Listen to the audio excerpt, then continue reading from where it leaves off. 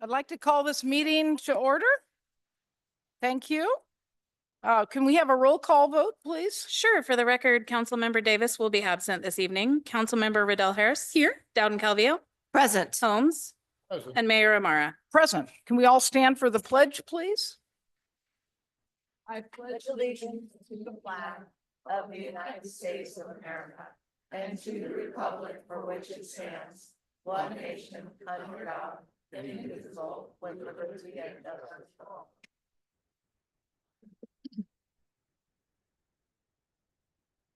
Thank you. Now we will have the mayor commendation, proclamation, and acknowledgement. And this is for the Arts, Culture, and Creativity Month, April 2025 proclamation. And I'm going to do some. And so that I don't have to be alone, I would like any representative from the arts that would like to step forward and be with me to accept this. I would just love it. So please, some leaders, please come forward.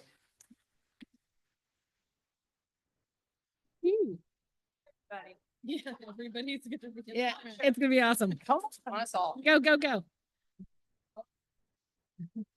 Just hang around anywhere you want. You gotta all go behind. Go. Come on. Oh, her. Yes.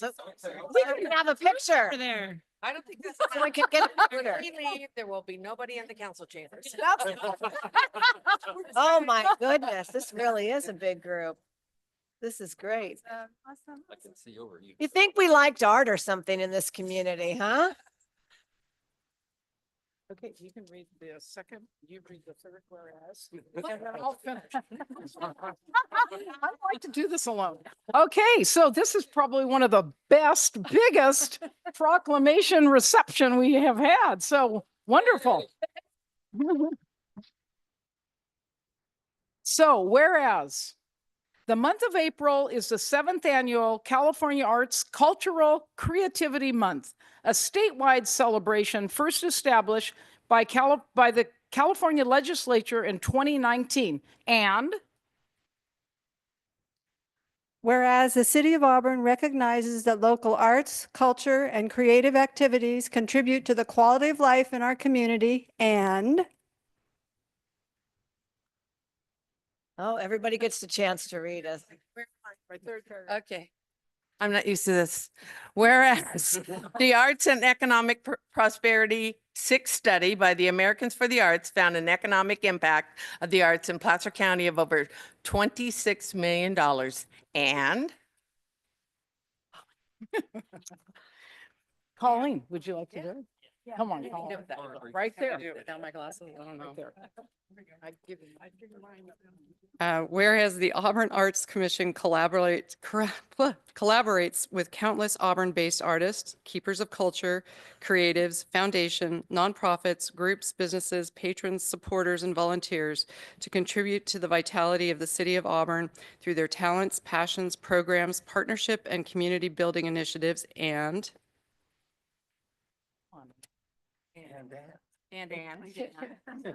whereas the local arts community will be at the state capitol for Arts Advocacy Day on April 23rd. I will be there.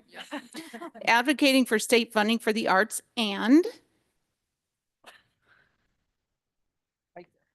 This one. And whereas Auburn area artists, culture keepers, creatives, and supporters are invited to share their talents, interests, and passions on the streets of Auburn on Saturday, April 12th to celebrate the Auburn arts, culture, creativity, and advocacy of the arts. Now, therefore, I, Mayor Sandra Amara, on behalf of the City Council, hereby proclaim April 2025 as Arts, Culture, and Creativity Month in the City of Auburn.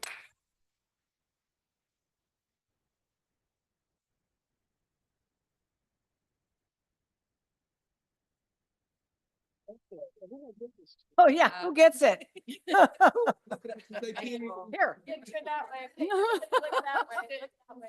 She'll share it. She'll share it. yeah, That's yeah. Oh. Everybody smiling? In there, everyone in there? Yeah. Okay, ready? Hands up, everybody. See you on April 12th. April 12th. Sean, Sean.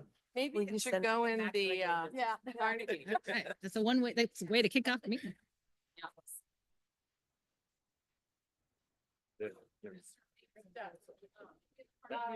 Oh, thank you. All right.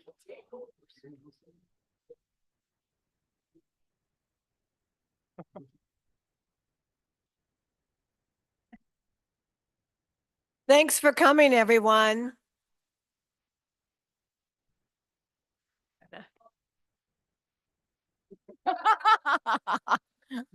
You don't want to Cheryl. miss out on the fun. Yeah, really. Now, come on. Okay, so our next item's pretty easy. Adoption of the agenda. This is the time set aside for council members and or the public to ask for removal, postponement, or a change to the listed sequence of an agenda item. The agenda will be approved by consensus of the council. Do I have anyone on the council that wants to change anything? And the public, do I have a motion? Motion to approve the agenda? Second, All in favor? aye. Okay, the consent agenda. All matters listed under the consent calendar are considered to be routine in nature and will be approved by one blanket motion with a roll call vote. There will be no separate discussion of these items unless persons request specific items to be removed from the consent calendar for discussion and separate action. Any items removed will be considered after the motion to approve the consent calendar. Do I have anyone from the council that would like to remove any item? Yes. Yes, Councilman Holmes. Item number 4. Okay, anyone else? Anyone from the public?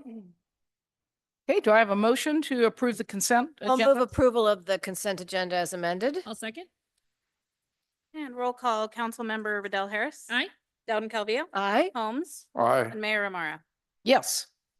Item number 4, the annual housing element progress report for 2024. Councilman Holmes?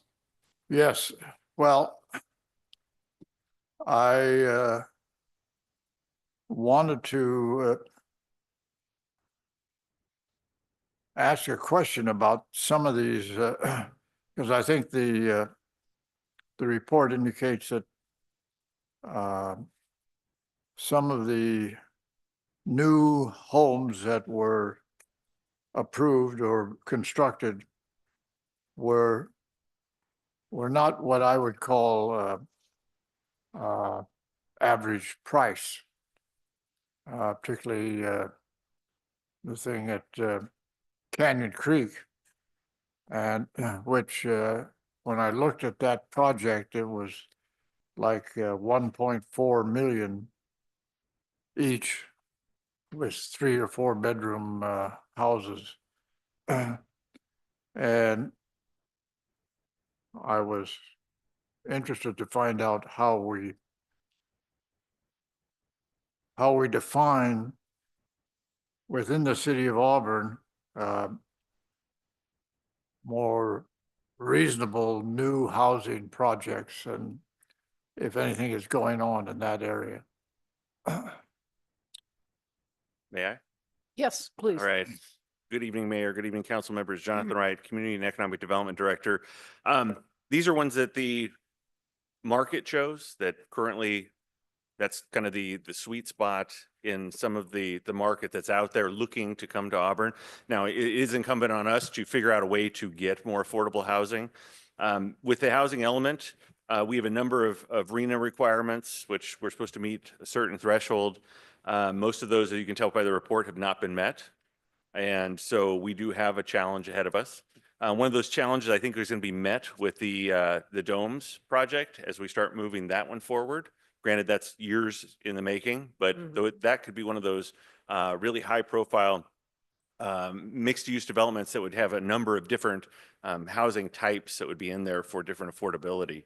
And so I think we can cover it there. We do put a lot of stake in the Baltimore Ravine, and that's something we really need to get our hands around to try to move that direction. But this is just currently the report based off of what was received in the way of building permits from last year and what was finalized from last year. Well, I'd like to suggest, there is a co-housing project up on Nevada Street that should be included in as a potential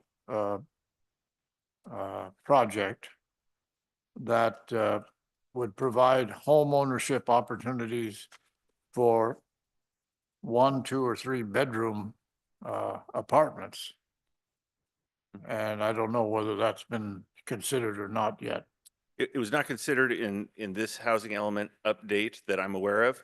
But certainly we have to come back and review that in 2029. And at that point, that could definitely be one of those options. Or if it happens before that, those numbers that come out of there for housing could be Wait a minute, I have to wait till 2029? to update the housing inventory. It's not to say it can't be developed, or we can't use those numbers if they're permitted and final towards our RENA numbers required by the state.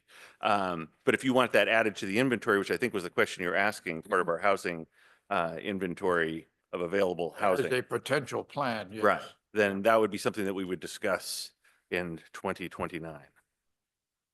In 2029. That's when the housing element Right. is updated again. Just So to- this is really just, and correct me if I'm wrong, this is just a mandatory update that the Department of Housing is requesting. That's all, of existing housing. So we're not forecasting the future. It's just existing. It's what we've done. What we've Just done. reporting what we've done. It's just an annual report. Yeah. Are there any other questions? Yes.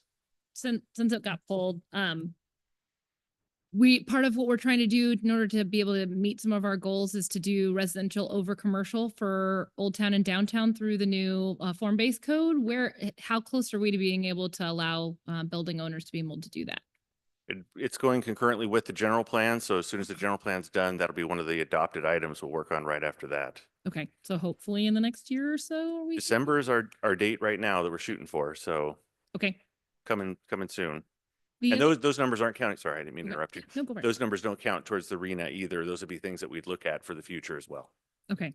And then for Baltimore Ravine, it seems like it's been a specific plan for a little while and there hasn't been much interest in moving forward.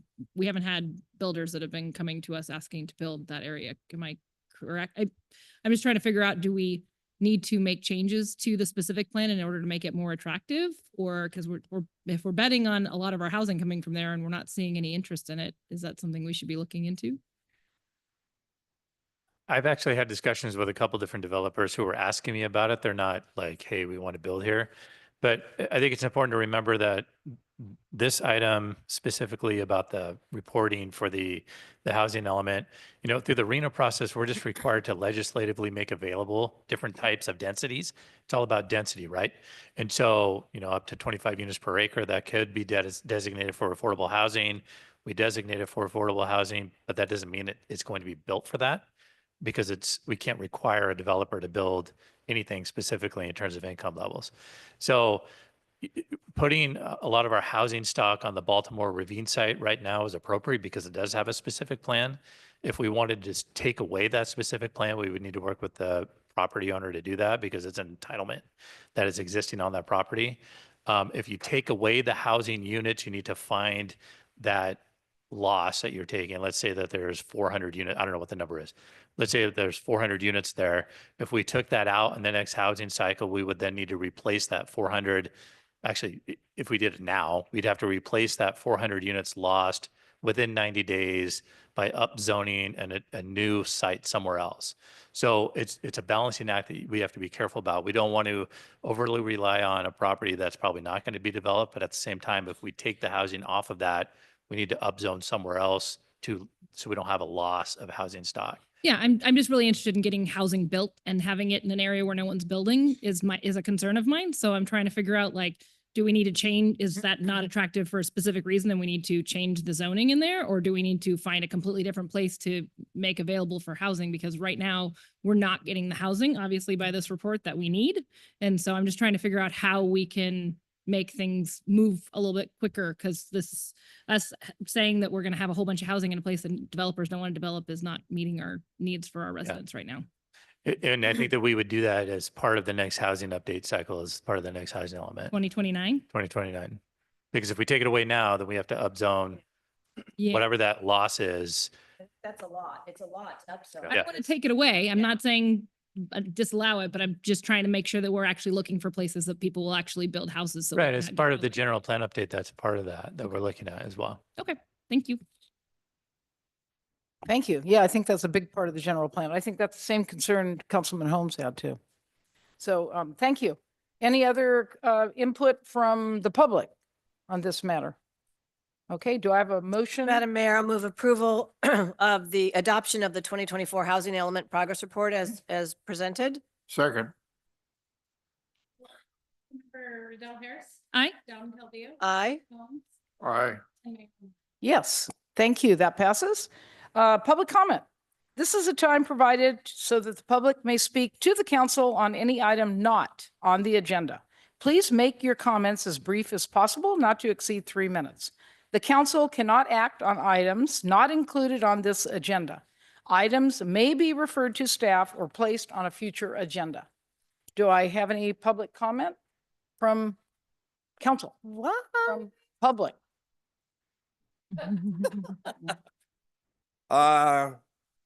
Good evening, Councilman Angela Dean, your Public Works Director. Today, I come before you. I know the city clerk only gives me 3 minutes, but this is kind of an important one. A story I'd like to share with you. On February 12th, 2025, Auburn Police Department units responded to a call near Placer Street and Chamberlain Avenue regarding a male experiencing medical emergency. Upon arrival, officers discovered that the man had fallen into a nearby creek and was unresponsive, not breathing. Wastewater treatment plant, Paige Culberson employee, come up here, Paige, who witnessed the incident, immediately sprang into action without hesitation. She jumped into the creek and worked to keep the man's head above water while her coworker called 911. Her quick thinking and bravery were crucial in saving his life. When APD officers arrived, they assisted in pulling the man from the water. It was later determined that he had suffered a seizure, hit his face on rocks during the fall, and thanks to Paige's swift and selfless response, he was stabilized and transported to Sutter Roseville for medical care. He has since made a full recovery. More importantly, I want to share with you all this experience from Paige's perspective. I had a conversation with her, and I'm going to play Paige now and tell it to you the way she told it to me. My coworker, John Conley, and I were on our way to lunch after finishing a USA marking. That's an underground service announcement in a nearby neighborhood. As we turned right from Chamberlain Avenue onto Placer Street, I noticed a man walking backwards with his dog. It wasn't anything too unusual, but something about it made me keep watching. A few seconds later, I saw him fall. At first, I wasn't sure if it was a serious fall, maybe just a simple trip. I mentioned to John that we should pull over and check on him. As we got closer, I saw his dog, but not him. And that's when I started to worry.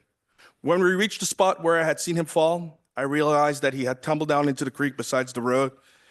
He was on his back, moving but struggling to get up. Every second that passed made the situation feel more urgent. I barely waited for John to stop the vehicle before jumping out and running over. Jumped out of a moving vehicle. But in those few seconds, everything changed. He was now face down and not moving. Panic hit me. I told John to call 911 immediately and rush to find a safe way down. It was about four feet down, and trees and rocks were everywhere. I knew he must have hit hard. Without a second thought, I jumped in. The current was strong, rushing above my knees, and I could see he was completely unresponsive. His lips were purple, and he was bleeding from his mouth. My first instinct was CPR, but I had no idea how to manage that while holding him in moving water, standing on slippery rocks. With nowhere to lay him down, suddenly he started seizing. I shouted to John, who was still on the phone with 911, and he assured me that help was coming. I had no clue how long it would take for them to arrive, so I held him as high as I could, keeping his head above water while trying to turn him on his side to prevent him from choking. The current fought me, his body fought me, but I wasn't letting go. I felt like it was an eternity, but then I heard John yell, "Help was here." Looking up, I saw two officers rushing over. They asked if I could move him closer to the side so we could lift him out. With everything I had, I dragged him over. The officers climbed down the pathway, grabbed his upper body while I held his legs, and together we got him out onto the roadway. Firefighters soon arrived after that, and then his seizure had stopped. By then, his seizure had stopped. They checked him over and the ambulance team arrived to take him to the hospital. 2 days later, I was back in the area with his girlfriend who had met that day, drove by. She pulled over and told me and thanked me, letting me know he was on his way back. She was on her way to go pick him up. He was on his way back from the hospital. A little while later, they both stopped. He thanked me over and over again, and all shared a long hug, tears included. It was one of those truly heartwarming moments. I'm getting teary. I said all that to say this. Thank you, Paige. You are an exemplary public servant, and I aspire to follow your example. Paige, I think that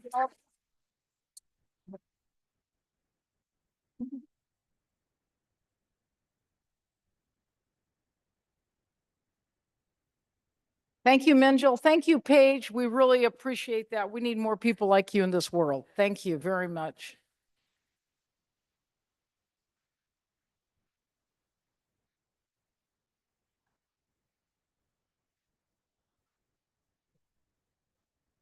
Madam Mayor, I think it would be in order for us to prepare one of those heroes accommodations that we do from time to time for Paige's efforts. Would that be acceptable to you? I actually think that it should be a life-saving award. We give Yeah, those to police officers. I feel like that makes sense. An acknowledgement, if it's Yeah. life savings, a hero, but we Yeah. should be I doing. think that's appropriate for us to do that from the city. So, Paige, we'll let you know when we do that. Yeah. Thank you, Minjil, for bringing that to our attention too. Oh, another public comment. Hi, my name is Hannah Lieber and I am in the Youth Advisory Council. I would like to invite the council to our project event, which is a senior prom on Saturday, May 10th from 3 to 5 p.m. at the Auburn Senior Community Center. This is an opportunity for seniors and youth in our community to connect and create conversations. We also want to thank the wastewater treatment plant. We got to have a field trip visit for our Youth Advisory Council. We had such a great time, and we also wanted to give a quick shout out to our bus on demand. We got to explore what it was like to ride our public transportation system. Thank you. Excuse me, when is the the senior ball? dance? When is What that? was that, a senior ball, seniors and youth ball? Yeah, so we're having the students on the commission decided to have a senior ball, but it's gonna be a dance and tea and all kinds of fun refreshments for seniors at the senior center. We're gonna have our bus system is gonna help us to get some of the seniors there that need help with transportation, and we're gonna invite our local leadership groups from the different schools to come and help out with the event. What's the When time is the on May date of 10th? that? May 10th? Yeah, May 10th from 3 to 5 p.m. It's at a the Saturday. Auburn Senior May 10th, Community 3 Center. to 5 p.m. and it's Okay. at the senior center? Yes. And if people want to RSVP that they can come, or if any seniors want to get a ride or anything like that, they can do all those at the senior center. We're gonna have sign up sheets there. Okay. Great. And we can contact you for tickets? It's gonna be a free event Oh, for okay, the good. seniors, but Okay. we're limiting just the youth to the leadership groups, and then whatever seniors want to come to the senior center are welcome to come for free. And then Thank you. the council, she invited us. Oh, the council, so of course, is invited. We as can well. email you guys an invite. All right, thank And you. we'll be looking for sponsors for food and drink and decorations. So we'll be reaching out to different community groups to see if we can get donations as well. Thank you. Thank you very much. Good job, Hannah. Thank you, Jamie. Is there any other public comment before we move on? Okay, thank you. Then we will have a public hearing. So this is, okay, a public hearing. Open the public hearing, Jonathan. Good evening, Mayor. Good evening, council members. If you'll recall, on May 13th, 2024, the city council approved the first fee increase for the Community and Economic Development Department in many years. And right before I stood up here at the podium with you, the finance director announced we were in a serious financial deficit. That prompted the council to look at what that fee structure would look like if we went to full actuarial across the board, because the draft that you had before you was a variation of different levels of cost recovery. So on October 14th, 2024, staff presented to the council the 100% cost recovery, and there was significant conversation about whether or not that was where the direction needed to be. So on February 24th, 2025, staff presented a schedule aiming to get a minimum across the board of 75% cost recovery for both building permit fees as well as planning fees. The schedule was reviewed by the City Council and in some cases adjusted based on alternative recommendations. The adjustments are reflected in the proposed schedule, which starts on page 57 of the agenda packet. I'm not going to go over everything here, but just as a reminder, there were several council adjustments that were requested, and they start on page 63.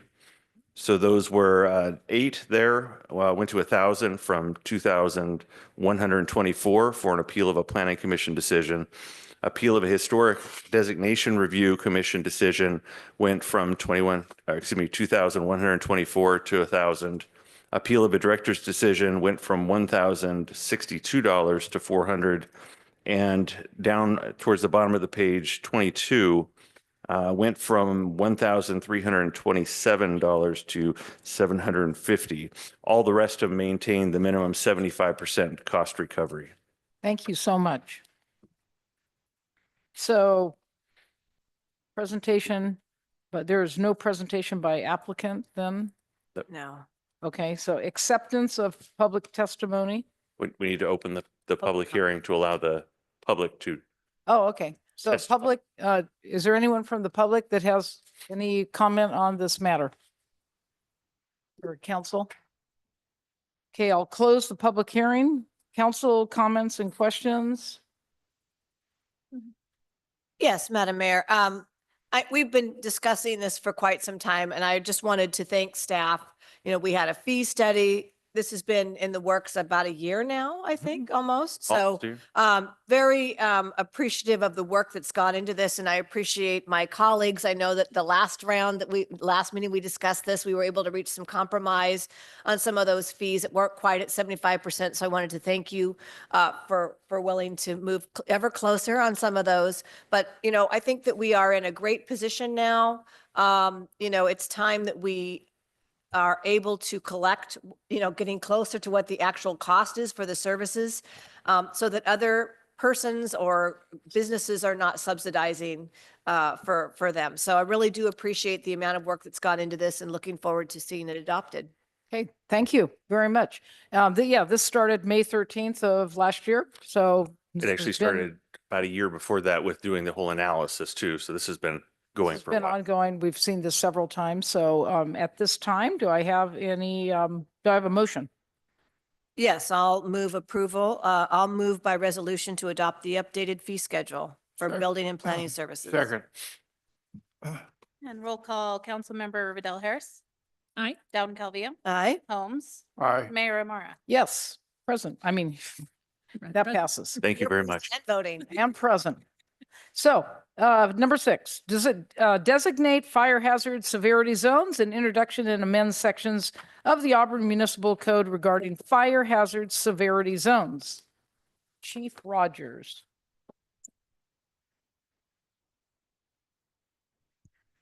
Good evening, Mayor, council members. Your Fire Chief John Rogers, and before you tonight are 2 related items for consideration. Number 1 is the introduction and first reading of an ordinance to designate fire hazard severity zones within the city of Auburn, and the follow-up ordinance or the introduction and first read of an ordinance to amend sections of the Auburn Municipal Code to align with state regulations regarding these zones.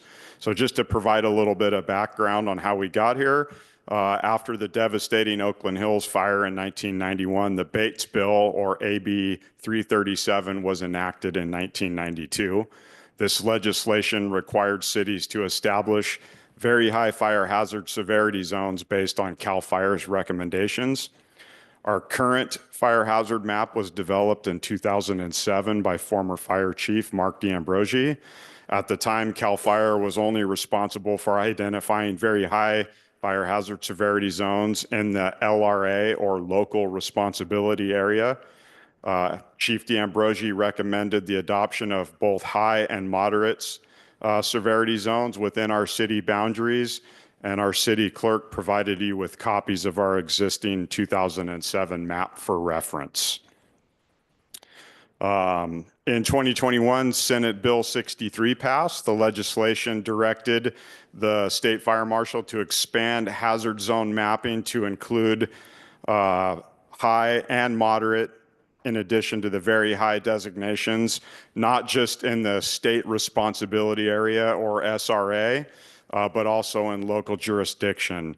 And just for reference, the fire hazard severity zone maps are based on a science-driven model that evaluates factors influencing fire likelihood and behavior, and that includes historical fire activity, the presence of burnable vegetation, predicted flame length and ember travel, terrain and slope, and the typical fire weather patterns for our region. So listening to some of the implementation team's comments, a common question would be, what's the difference between a hazard map and a risk map? And CAL FIRE explains it this way. Hazard refers to the likelihood of fire occurring and how intense it may be, looking ahead 30 to 50 years without considering mitigation efforts like defensible space or home hardening. Whereas risk is the potential damage a fire can do to the area under existing conditions, accounting for any modifications such as fuel reduction projects, defensible space, and ignition resistant building construction. So another example would be when you drive into the mountains in the wintertime, the hazard is driving in the snow, and you evaluate the risk, and what you do to mitigate that risk would be carry tire chains, blankets, food and water in case you get stuck. So that's the difference. CAL FIRE is adopting a hazard map, whereas the insurance industry evaluates the risk. So on February 10th, the city received the updated fire hazard severity zone map from CAL FIRE. With that map, the boundaries did not align with existing parcel lines. So if you looked at the original CAL FIRE map that's also included in your handout, and it's really hard to see, it's page 1 with the CAL FIRE logo on the bottom right-hand corner. Yep. It's the one that was in your right hand is our existing 2007 map. Yep. And then the stapled packet, CAL FIRE's original recommendations are on the cover. The second page is the modifications, and then page 3 is the notice for to support the mapping. So basically, got a hold of our GIS contractor and said what we need to do is take the parcels, and if it was cut in half, whether it was very high or high or moderate and unrated, we would just move the boundary to the highest zone. The government code section allows us to increase the rating, but not decrease the rating. So nothing changed with the exception of just snapping the parcel line to the highest setting. The other thing that was evaluated when our GIS contractor modified the maps, some small isolated areas or donut holes were created, and the recommendation is to adjust those donut holes or isolated pockets so that they align with the surrounding hazard level. So with that, there were 15 parcels within our city of approximately 6,500 parcels that were considered donut holes or isolated that were upgraded. So 2 parcels went from high to very high. 1 parcel was upgraded from moderate to high, which means it was surrounded by that higher level. And then 12 previously unzoned parcels were designated as moderate. And that was just so when you look at the map, there's consistency throughout the whole map and not spots within it. What would cause that donut hole effect? I mean, why would they do that? I mean, did the parcel have great defensible space or what? No, it's the data that they use in the computer modeling doesn't include parcel boundaries. It's basically, if you were to imagine like the bottom of the American River Canyon and they look at the ember wash and weather topography. But the donut hole thing, I get that they don't look at parcels. And so we wanted to make the entire parcel the highest.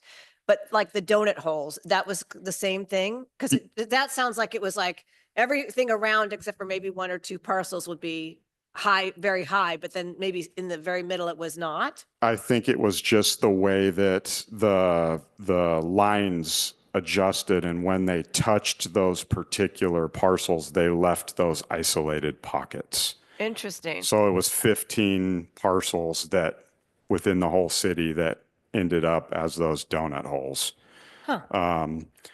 So our map and public notice were posted. ask you Oh, one go ahead. Sorry. I'm just trying to understand this. So the CAL FIRE map is what we worked off of, and the second one here is how you adjusted it. Yep. So I was getting to that. The first map we received on February 10th. It was released from CAL FIRE, and then I got in touch with our GIS contractor, and the direction was to snap it to the closest parcel lines.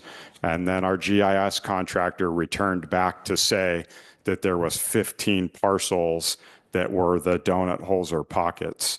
And then just for simplicity and ease of viewing, we just snapped it so that all of those colors match. So you didn't look at that particular section and see an orange block of houses surrounded by red. Does that make sense? Yes. Okay.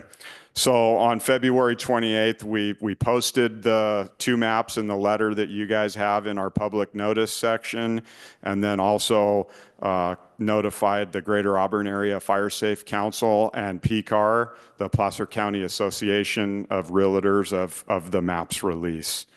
So just for information, as of this evening, we only had one inquiry that was received, and it was a question based on two parcels being upgraded from, I believe, the high to the very high rating.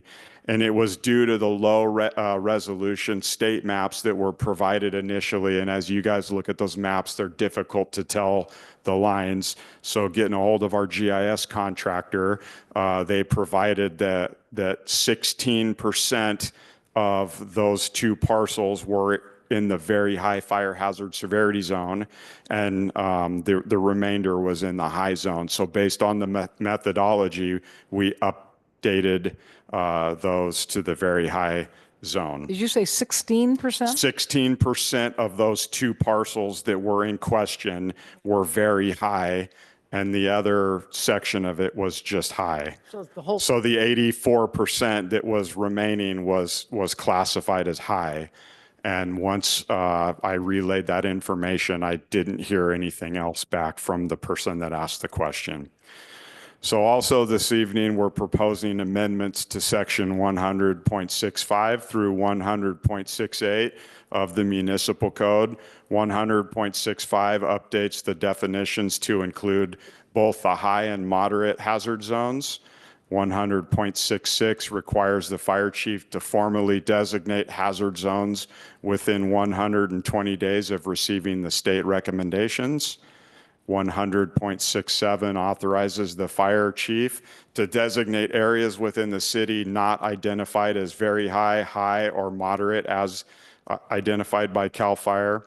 And 100.68 clarifies that the fire chief cannot lower hazard classifications established by the state fire marshal and only allows for the increase for areas within the city. And with that, I'm happy to answer any questions. Okay, Councilwoman Dowden Cavill. Yes, thank you very much. I just wanted to point out, it's interesting to me that the map that we approved in 2007, that, we ourselves had recognized that there was a greater portion of the city of Auburn was in a moderate fire hazard severity zone, because CAL FIRE has not, CAL FIRE's map is actually, it looks like it may be a little bit less.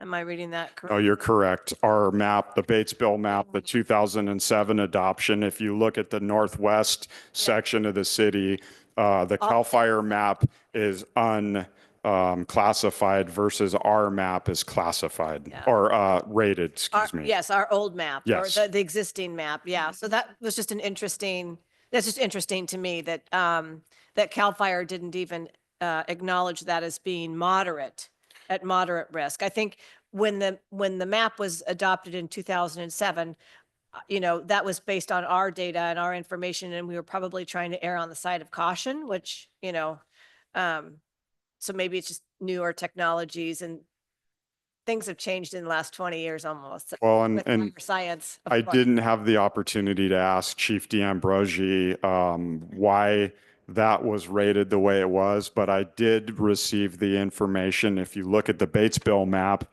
not only is it snapped to parcel lines, it's also snapped to geographical boundaries or roadways. So our map is a little bit simpler to read versus the state's map. But what the state provides now is a link to a GIS program. And once this body approves the map, then we will upload it. And within 30 days, that will become available so that if you're selling a house in Auburn, for example, you could put your address in there and see if it ties in with our 100.71 ordinance for the defensible space inspection on real estate transaction. And thank you for reaching out to PCAR. I appreciate that as well. They didn't provide any comment. I'm sure they just were appreciative Now, that you reached out. Mr. Anderson was super happy that I let him know. Yes, thank you. I think that's very important. So thank Any you. other questions or comments? Councilwoman Dowden Cavillo? Oh. I mean, Yes. Riddell Harris. Thank you. Two last names. Yeah, thank you. I'm sorry I couldn't ask some of these questions earlier, but the map that we got in the agenda was not quite as good as this one, so it makes it a lot more clear. Looking between the two, it looks like there's many areas where there's a parcel that doesn't have any high severity zone that has been colored red. So I think that in order, especially since these are all of our neighbors, I'm gonna need zoomed in showing the whole way along the boundary line that they're actually in that there's a portion of all of their property lines that are in this. So that way if people ask me, I can say for sure that that's the case, because I'm seeing ones that don't even look like there's like space between them and the property line. And it looks like it doesn't belong in the red zone, but we're going to call it red. So I just want to, since these are all of our neighbors and we're going to be impacting their probably ability to get fire insurance and other things like that, I'm going to need a little bit more detail than this really high level map and some GIS guy that said that, yeah, for sure it was in there. Cause this doesn't give me enough information to make sure that I trust that really should be in the high severity zone if we're going to be extending it out into include people's property that doesn't look like it's on this first map. So I received an Excel spreadsheet that has all of the APN numbers that are included in these zones. Okay. I didn't include that because if there was any sort of change, then that whole spreadsheet would need to be redone. And this spreadsheet is from the state or from this GIS person? It's from our GIS contractor. And how did he do the GIS location and make sure he matched the state? I'm just trying to understand. So I'm not a GIS mapping, but maybe our public works director can correct me if I'm wrong. We got what was called a shape file from CAL FIRE, and that was an overlay. Okay. Our GIS contractor took the shape file, and that is the file that is in your packet with the CAL FIRE logo. Okay. They took that shape file, which is a highly detailed file. Yeah. And put that overlay on top of our city boundaries. Okay. And then adjusted that based on the lines being snapped to the highest. Like I said earlier, if it was high to very high, it would all be very high. If it So was do we moderate. have that high resolution map that's not our new map that's on there so that they can see it overlays on their property lines So online? So your concern is that it may not be correct and people can check it, cross-check it, you I mean? just want to, we're adding many people's property into very high severity that it does not look like they're here on this map. And it's a big deal whether you're in moderate or high. And I just want to make sure that people have the ability to actually see that themselves And, So and they can that cross-check verifies it, that yeah. that's true, because we're changing the boundary to go to boundary lines. And I don't want to do that unless we're for sure that all of these are in that boundary, because I just is a big deal. If our 2007 map has a far less swath of red than this Well- one does. And I just want to make sure that we have The a way of GIS would addressing- would be available to everyone, right? I Can, mean, can I jump in here? Once the elected body adopts this map, I have 30 days to file that high resolution shape file and the resolution, or excuse me, ordinance with the state fire marshal's office. They in turn will take that data and upload it into their ArcGIS platform that's forward facing for every resident in California. And there's a link on our website that takes you to that. You can type your address in and it drops a pin right on that, not only for the city of Auburn, but you could put in the city of San Diego, you could drop a pin and it'll show you where your ratings are at. But that's going to show you the second map, not the first one. Because we're going to give them our adopted ones, not what the first It one. will show the city's recommended Yeah. modifications. Not what the state had and how it crosses their boundary lines on their property. Because that's what I want them to be able to see. So that way they can verify that that's actually what happened versus us changing the line to incorporate them when it wasn't necessary. So I just want to make sure that that's Yeah, I think there's, that this map, if I'm looking at it, it doesn't look like the same, that some of these properties are actually touching the red line. And so I just want to make sure that we have that really clear. I think there's two things two things going on here. The first was that with the CAL FIRE map, some parcels, like the CAL FIRE map did not recognize a parcel. Yeah. So if you had a parcel and it was a 1 acre parcel, 2/3 of your parcel might be very high, but then 1/3 would not be. And so for those, you just simply designated that parcel, the entire 1 acre, as high fire severity, which for the parcel owner, it's not going to really change if 2/3 versus 1/3. I mean, if you split it, you still have 2/3 that are in that high fire severity. I think probably more of what the concern would be are like the donut areas, because No, what I'm saying is it looks like that 1 acre property on this map is not touching the red, but in this one it's covered. So I just don't want us moving people into high severity if it's not the case. And I want to, if I'm looking at. How do you propose we resolve it is a question. if- So you don't want to pass this today because I just want to make sure that, well, us putting something on a public notice site, nobody actually sees that. I'm sorry, that's not, we need to be advertising this on our website, letting people know that this is what's happening and changing. We need to have zoomed in maps so people can see their property line and see the two maps next to each other. I just want to make sure this is I don't want people to be surprised by this. I want everyone to know and to be Transparency. very transparent, because this could have people are already having a hard time getting fire insurance. There was one company that was left for me to do fire insurance that was not the FAIR plan. And I know that there's a lot of people that are in the same boat or don't have any options other than the FAIR plan. So I just want to I make think sure what everyone you're saying is bring this back then. Do we have a time frame this has to be passed by? So this is the first reading for this. It wouldn't come back until my recommendation would be to bring this back on April 28th.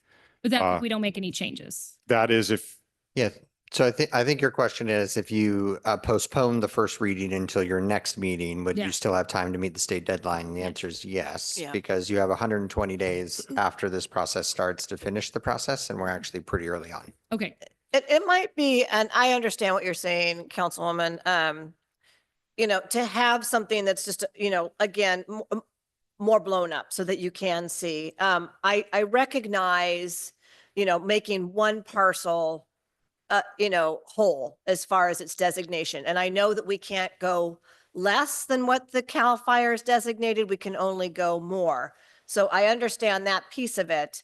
And then the donuts, which is, again, we kind of talked about how that could happen, and I think, you might have had red all around an area, but then there might have been a dot in the middle that was orange. But because it was surrounded by red, you just made it red is what I'm getting from, that's what the donuts were, which is different from the parcel. And there were 15 of those donuts. But it might be helpful just to have the map blown up bigger so that we can see exactly, you know, which parcels were made whole on the highest fire severity zone and which were the donuts, I think, just so that we can see exactly what it is that we are approving, you know, because this is pretty small. You know, I don't know if Roger- there's a way to blow up the map or maybe make them I think you available at said- City Hall. or Yeah, and I something. think you said that there is a map that had it all, but you So- just didn't want to bring it because we didn't approve. No, it. so I have an Excel spreadsheet Okay, that has all of the very high, and moderate. I mean, I don't, to make a map that is so big, it would be, No, you can zoom in on sections and people know what section would be their part of town. I think that if you blew It it would up just and had be sections, mostly on people the, could see. or even if you're able to show like a map that shows the parcels. I mean, again, the donuts, there were only 15. That's, you know, I don't know how many parcels that you had to make whole. I don't know how many. about? I mean, Or a map online that they could zoom in and see yeah, their the own easiest parcel. way to address this would be to figure out a way to post the shapefile so people can use ArcViewer. You can drill down, look at your specific address. Yeah. Right. That'd be the easiest way to do it. We can work with our GIS people to figure out how to do that. The city can't do that. We don't have the capacity to do that, but our GIS folks should be able to do that. The DUDEC. One question I had for you, can you talk about the public notification process, what we did and put it on like, as far as, so if you look in the packet that I gave you, there was a letter with the 2 maps that our city clerk posted into our public notice folder on our website, and then communicated with Tim Monroe and Kathy Baxter from the Fire Safe Council, and then Mr. Anderson with PCAR. I think, you know, you did due diligence. There was due diligence, but, you know, as to what Councilwoman Riddell Harris' concern is, usually people don't take concern, you know, don't really take a notice until after things happen. So maybe if this just, you know, if we can bring it back and have a little more, insight as to some of the parcels, that would be very helpful. yeah, I mean, there should be a way through the GIS, right? Yeah. We would need to run the GIS system here so you can see it on the screen, but posting it to the website, we should be able to do that. Shouldn't be a problem with the That way, GIS if folks. that we your have. parcel, you know, you could see if your parcel, what your parcel's been designated, and that we are also understanding exactly what we're adopting, because it is tough for me just to, you know, I myself am unable to really designate, you know, identify exactly. I think most of us are on the phone. No, I'm just, but Wait a minute. no. well, Are you saying? we're So I technologically think it's a consensus of the Yeah. council to And- bring it and- back. And maybe do a little bit more. I mean, the public notice is great for certain things. I think that advertising this in a way that's a little bit more public friendly, Yeah. putting it on Facebook pages and things like that, because this is just going to be something that impacts a large percentage of our town. Yeah. And I just think that we need to do more than this standard public notice on the website. Yeah. The thing that we need to remember when it comes back is that State Fire Marshal produces the maps, and we can't, like the chief said, we can't decrease, we can only increase, and you can't get fire insurance for a half of a parcel, right? Yeah, So- I don't think it's going to change anything. I think it's going to change the awareness and Right. people being frustrated and having an opportunity to comment and see where we're getting these lines from, because I can't tell from this map where those lines are getting cut across the middle of properties. And I think that's fair. Okay, so I think the consensus is that we will, Councilman Holmes. Yes, well, looking at these maps, it would be nice to have some street numbers, street names clear as to what areas we're really talking about, because it, and I think the discussion has been going on sort of moves to that, so that we know wherever we live. I mean, for a average citizen to look at this, they might have difficulty defining exactly where they fit into this Good Mitchell, evening did again. you say Council, something? I'm the Public Works Director. So what the chief is trying to explain here, and I think it's being missed in this conversation, is that the map that the state gave us mimics this almost identically, with the exception of those fringe parcels. The fringe parcels would have like a delineation of two assessments. Like down the middle, it would be two assessments, either high fire and or moderate. And so what the state has said is, in an effort to keep things consistent, snap the entire parcel as to the highest level, right? So this, it shows, so the parcels aren't going to change. We can create a map that's much larger than this, and we could identify it on the website where people can take a look at it and blow it up and kind of get a sense of where their parcel falls. But this isn't changed. Does not change. And I'm not saying it's going to change. What I'm saying is that when I'm looking at the two maps and the size that they are, Sure. it looks like some of them don't have any red on them, but on here it says that they do. So I just want people to be able to see, hey, yeah, it cut off half of my property. I should be in the red zone. When I'm looking at the two from this distance, it looks like we're just including ones that aren't part of the red zone because we feel like it. And I just want to make sure that every person has the opportunity to see that it does cut through their property and that they should be in this high severity zone. Could I ask our attorney a question? So we've introduced this evening, and the intent is to bring this back in 30 days. Do we have to restart this process all over, or can we work through and bring an updated map back to council on the April 28th meeting? Well, it's only introduced if this council makes a first and a second and votes to introduce it. So if the direction is to bring it back for a first reading at a future meeting, we would do that. And then that would be the first reading. And then it would come back for a subsequent meeting for a second reading and adoption.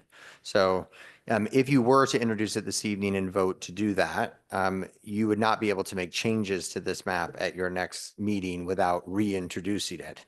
So we could bring the data back at a second reading at the next meeting, but you wouldn't be able to change anything about the map. Or unless We you really restart. can't make any changes, except the only changes to the map that we could make is just to reverse what the fire chief has done with regards to the donuts and the mixed parcel. I mean, there's no other change that we could make anyway. Yeah, you Which could. it doesn't make sense I totally get the whole split and the parcel split. It should be treated as the same. And unfortunately, we can't go less than what the state fire marshal has indicated. We can only do more. But, you know, as a property owner, it could be, I know I'm all in the red. There's no way around that for me. I'm fine with continuing with the first reading as long as there's better communication between now and the second reading and there's more information for the public to know where they are. If it turns out we get to the second reading and something really needs to change, we could always vote no and restart the process. Correct. Because I don't think that any of us here at the dais are looking to make a change. I think really what we're looking for is just maximum transparency. Yeah. And so, you know, I think that we could make the motion to introduce it, have the first reading. Okay. And then Do we have a allow. motion? Do we need any further public comment, Madam Mayor? I don't know if we've done public comment. Okay, does public have any input on this? Okay, do we have a motion? I'll make a motion. I'll make a motion to introduce and waive the first reading of the ordinance designating fire hazard severity zones as recommended by the California Department of Fire Forestry and Fire Protection as it's stated in the agenda. And then I'm also going to introduce and waive the first reading of the ordinance amending the sections that are also in the agenda as written. Okay. And then to direct staff to do. And direct staff to do the public notice and give us more easy Detailed to maps. detailed maps for us moving forward. Do you have a second? I'll second. Sorry. Okay, roll call. Councilmember Riddell Harris. Aye. Dowden Calvillo. Aye. Holmes. Aye. And Mayor Amara. Aye. Now to council business. Thank you for your Thank you, support. Chief. Thank you. Thank you, Chief. Almost free to all Carnegie Library annual report. Thank you, Madam Mayor. So I'll introduce this. We have Alexia Ritalik. Is it Ritalik? Yep. All right. She'll be doing the annual report for Almost Free to All for the Carnegie Library. Thank you, City Manager, sir. And Madam Mayor and members of the council, it's been handed out to the clerk. This is a copy of our annual report. It's the first one that we've created because we felt we had a lot going on and to share. And do we have the PowerPoint? I hope so, because it's got lots of great photos, good things to share. Oh, thank you. Did we already not have it? There you go. And I have extras for members of the audience should they want Oh. them, so. I think we had that all, or no? I don't know. We do, but not in color. My Adobe has taken this time to do an update. Oh, well, of course. Whoops. Thank you, Adobe. Oh, this Hopefully it is won't a take too fancy long. Folded I one. know, look at that.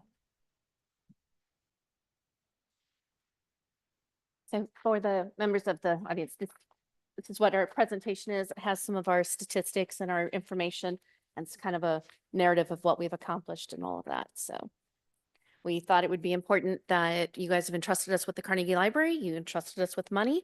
We felt it was important to come back to you with a report fulfilling what we've done, how we've done it, where we've done it, what's we've been accomplished, where we're going, those kinds of things.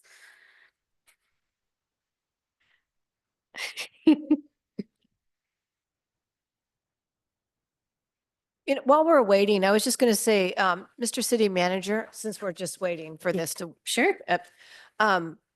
With regards to the last item, I think it would be really beneficial to, once we get those enhanced maps, to maybe share them with all the Firewise communities that we have. Since there are so many, then they can, share them with the neighbors. I think that would be prudent. Yep. I was going to text you, but since we had a moment.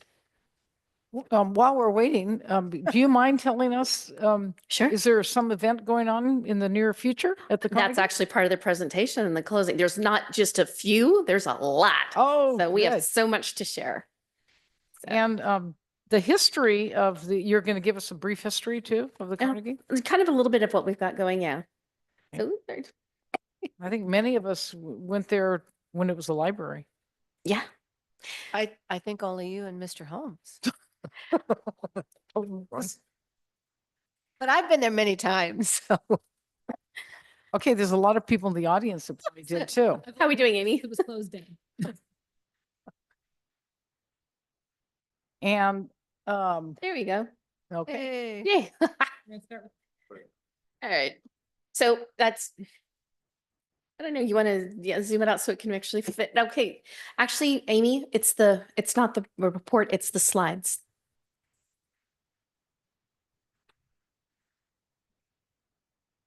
Okay. Okay, well, I can start with mine. I've got the data and we can flip through them because there's a lot to see. The Carnegie is a very visual presentation as much as it is sound and bites and facts. So to start off with, this is our annual report for 2024 and our first quarter update for 2025. We kind of wrapped everything together. From there, we wanted to provide you with a financial report. So for everyone who's in the audience, we have these wonderful little graphs. Aren't they pretty? So the first one, that would be this one with the green and the orange. It shows the distribution of the funds that we have had. A little bit more than 50%, about 55% of what we used on the Carnegie Library in 2024 came from the American Rescue Plan Act allocation given to us by the city. So that's what we used there. That went to the accessible bathroom that was completed and put together. Then we had other funds. Well, this is where it got really interesting.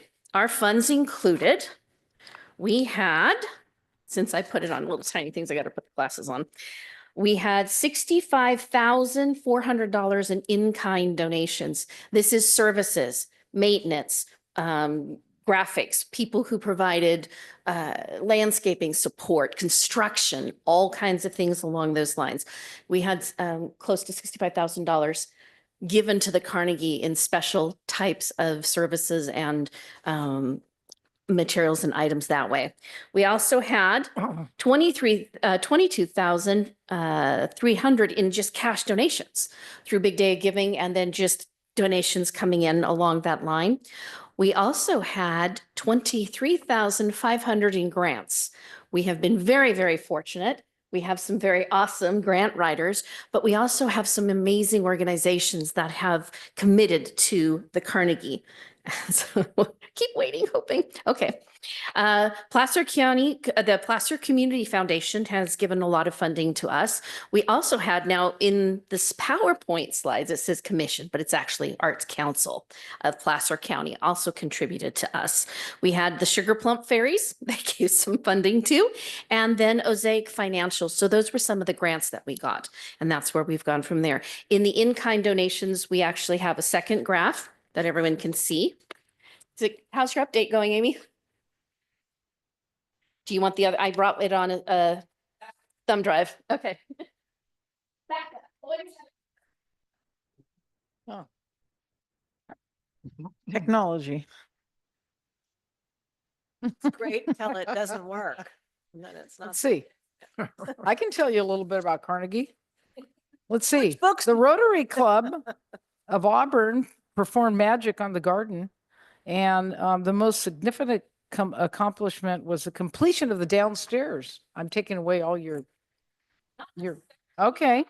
And a local nonprofit, boy, there's going to be a lot of stuff happening. She's going to tell us that at the end. Yes, we will. Now, she's right. Gold Country Rotary did the foyer. And so we'll get to that and you'll see it, but they did a beautiful job adding tile, getting up the steps that used to have carpet that would grab your foot and make you fall. So that's all gone. That's wonderful. Incredible chandelier, painted, go up, elegant, opens up into what we actually kind of look at it as the ethereal grand room. So the grand room is the upstairs. It's about, Diana, is it about 1,300, 1,600? Yeah, 1,300, 1,600 square feet. That has a painted carpet. Now it sounds kind of weird until you see the artist who did it, Hannah Nicholson, went through and light brush created an ethereal cloud and stars kind of art on the floor. So we didn't have to replace the carpet for now. It helps kind of hide some of the little worn spots and things. Is it doing better, Amy? Last time that was what you wanted. Since the slides are so important because it's such a visual thing, could we? I'd rather just keep going for a little bit, but yeah. So what we'll do from there is we can always present the slides at another time. I didn't give you the PowerPoint because maybe that, yeah. All right. You can't even get it, can you? Okay. Oh, you have to shut down the computer. Okay, do you want to take a break to do that then? Okay. Or maybe maybe. No, Zoom now. Well, we can. Oh, we have to start soon. And then we'll have to restart YouTube. Let's not put you through all of that. I can go through the verbal, and it's unfortunate because the presentation had a lot of other aspects on it, but you've got some of the information here. Back page will show some of that. What we've got is we went through and you've got the foyer done and things. Then you also we got a grant for the gate in the back, and what you can't see up here, which is unfortunate, but is located on page 2 here. We had an artist, Norm Tucker, redesign and put in and install a new gate that leads into the wonderfully restored backyard that was done by the Auburn Rotary. So we have that, and we've had some garden events there. The biggest capital project completed is the ADA bathroom on the first floor, which was absolutely critical to have in order to open. That's complete. We even went through and did a video. How exciting. You go film a bathroom opening and into a toilet. That's just joy. But we were proud. It was a $93,000 project and it's done. Yay. So that is the main capital project that was completed. In 2024, we also had a few different events. We had some receptions with some concerts that allowed some fundraising and some support for some local nonprofits, the Symphony, and let me see, and for AFTA. We also had we had hard hat tours. We had 4 of those. Those hard hat tours, we used them to let folks see what was going on and to kind of raise awareness and hopefully elevate folks into interest of donating on those kinds of events. We also had, and we said in the report, we had 4 hard hat workshops. We had 4 workshops with neighbors. made sure that everything that they had was addressed. Those have been very successful. We had our first big day of giving. We had a Rotary Club of Auburn reception. We had the Auburn Symphony reception, and we have the Auburn Journal Agreement, of course, which gave us the parking. So those were some of the major things that we got accomplished on that part there. Now, that was just kind of a summary. Ah! Yay! Okay, flip to the next one. Here we go. So those are the ones that I was talking about. That is, there is a big rah-rah up here going on. So the 2024 financial report, you can see we divided up the monies that we got, the $150,000, which was an allocation from the city, in-kind grants, donations, and materials. You can see by the charts, it kind of shows you the purple is what ARPA is, and then the other contributions as they represent a percentage of our income total.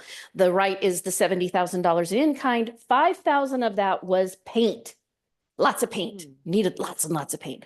And then the 65,000 in other services. Okay, get to the next one. This is what we were talking about, the opening to the foyer. You've got the painting in the center. So there is the access, that center one. You walk up the foyer and you come into the Carnegie Library. There's what it looks like on your left, and that's what it looks like on your right. And you can see that ethereal cloud cover on the bottom, which, yeah, thank you, Hannah Nicholson, has been absolutely awesome. So next one. Okay, here's the garden. The garden was restored and they did an amazing job. This is one of the events that we had, one of the hard hat tours. And so the folks are out in the back, and you can see with the decomposed granite and with the restoration of some of the other areas, it makes a lovely place to hold a reception. And there's Norms Tucker's gate to the right. It's a beautiful piece of ironwork. It has the wonderful designs in it, and the centerpiece is a piece of glass that has an impression in it. So there we go. And that was Arts Council Placer County grant that gave us that one. All right, next. There's the bathroom. Woohoo! Yay, let's celebrate a bathroom. It actually is a significant achievement. That bathroom provides a critical component for accessibility, which we are very, very focused on, making sure that the Carnegie is not only affordable to all, but accessible to all. All right, next one. Okay, there's examples of some of the events. That is Constantine at the Grand Piano, which is at the Carnegie, and you have some of the individuals who got to attend. We actually have, in some of these pictures, you see some of the folks who've contributed to us. You have the hard hat tour on the left. You have Nick Willett, and I believe that is Kevin Welch. Doing the construction, we found we had a problem in one of the ceilings in the office, and they came in and just repaired it for us, took care of that. The Newcastle Boy Scouts team came and helped us moving some stuff and some furniture and things. And then you saw some of the folks who attended from the symphony there on the right. Okay, that's the next event. Now, first quarter update. We opened January. We opened, and yes, it's exciting. So first quarter, yeah, woohoo. So first quarter January update. This is one of the first events we had. It was a baby shower. So you can see part of the decorations. Next one. First quarter, the project update, what we've completed the quiet room. So first quarter, we're considering through March. The quiet room is an office type space downstairs. Not only was the window repaired and it's all sealed up nice and things, we've got it painted and it's all set and ready to go. Electrical's up and taken care of. We got an art sink installed, which doesn't sound like much, but if you've ever seen what artists can do to a bathroom sink, having an art sink is a very good thing. There were a lot of old desks, debris, and materials that had gotten moved, so that's great. We've also got scheduled to complete before the end of the first quarter. The cement floors will be cleaned, buffed, and sealed, which will be nice. They are not being made fancy and restored and highly shined and all of that, because this is a work area. And we don't want folks who are in here creating feeling concerned that, oh my gosh, I can't drop a drop of paint on the floor. No, this is a creative area. This will work. And so that's why we're just cleaning, buffing, and sealing so that folks can do that. We have mobile art walls were finished. If anybody's been to For the Love of Art, you will see the large walls that they have for hanging art. We actually got a couple of those donated to us because they didn't need them. They've been adapted, and now we have mobile walls to take the classroom area, which is on the other side of the sliding doors in this, featured in this picture. And we can change the room around. We can divide it in half. We can make it a kind of like a maze for folks to go through and see art. We have a lot of options that way. And they are mobile, which is really incredible.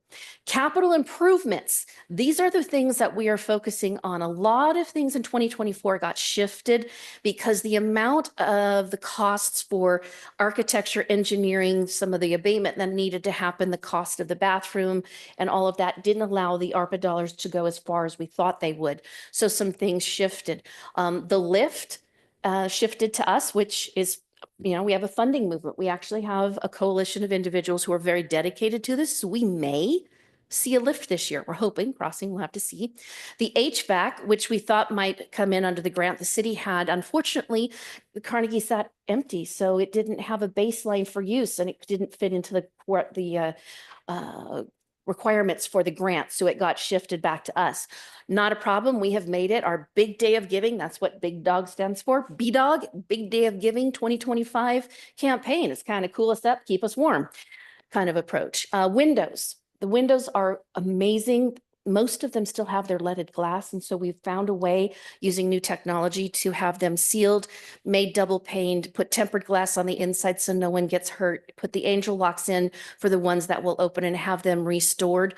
But we need to get grants for that. It's about a $67,000 job and we're working on a grant for that. The ADA ramp. So we do have plans for a ramp to make it easy for folks to come into the center and front of the building. It's going to have to wait till Big Day of Giving 2026. So we're constantly shifting our priorities and adjusting where we can get things. Next one. Okay, so our webpage, we have a webpage, we have a Facebook. We have now got renting space at the Carnegie up, and this is what folks can see. We wanted you to see what it is. On there is a calendar, so folks can go through and they can look at the calendar. If an event is public, you can click on it and you'll see all the information you need about it. Feeds right into it, allows folks to attend. Yesterday was the Auburn, California Couples Communication Workshop, which I heard went very, very well. You'll also see some of the other events on there. We have a separate calendar for administrative stuff, so it doesn't clog it up, but this allows anyone interested in using the Carnegie to go and take a look at the calendar and see what's available. So far from January to February, we had 19.5 hours rented, a meditation group, great discussions from AAUW, which is American Association of University Women. There's a baby shower group, arts groups of Placer County met, and we've had the, as we noted, we just recently had the gentleman who had the couples class. We are actually booked through June at 113 hours. And that's just having opened, and with very little, publicity and things, we are booking up nicely. We have nonprofits, a theater group. We have an art show. We'll be showing you in just a second. A couples communication workshop. We may have a high school reunion. We've had someone else talking about a wedding, so who knows? Could be all great. So next one, Amy, if you would. Okay. So, Madam Mayor, here are your events in 2025.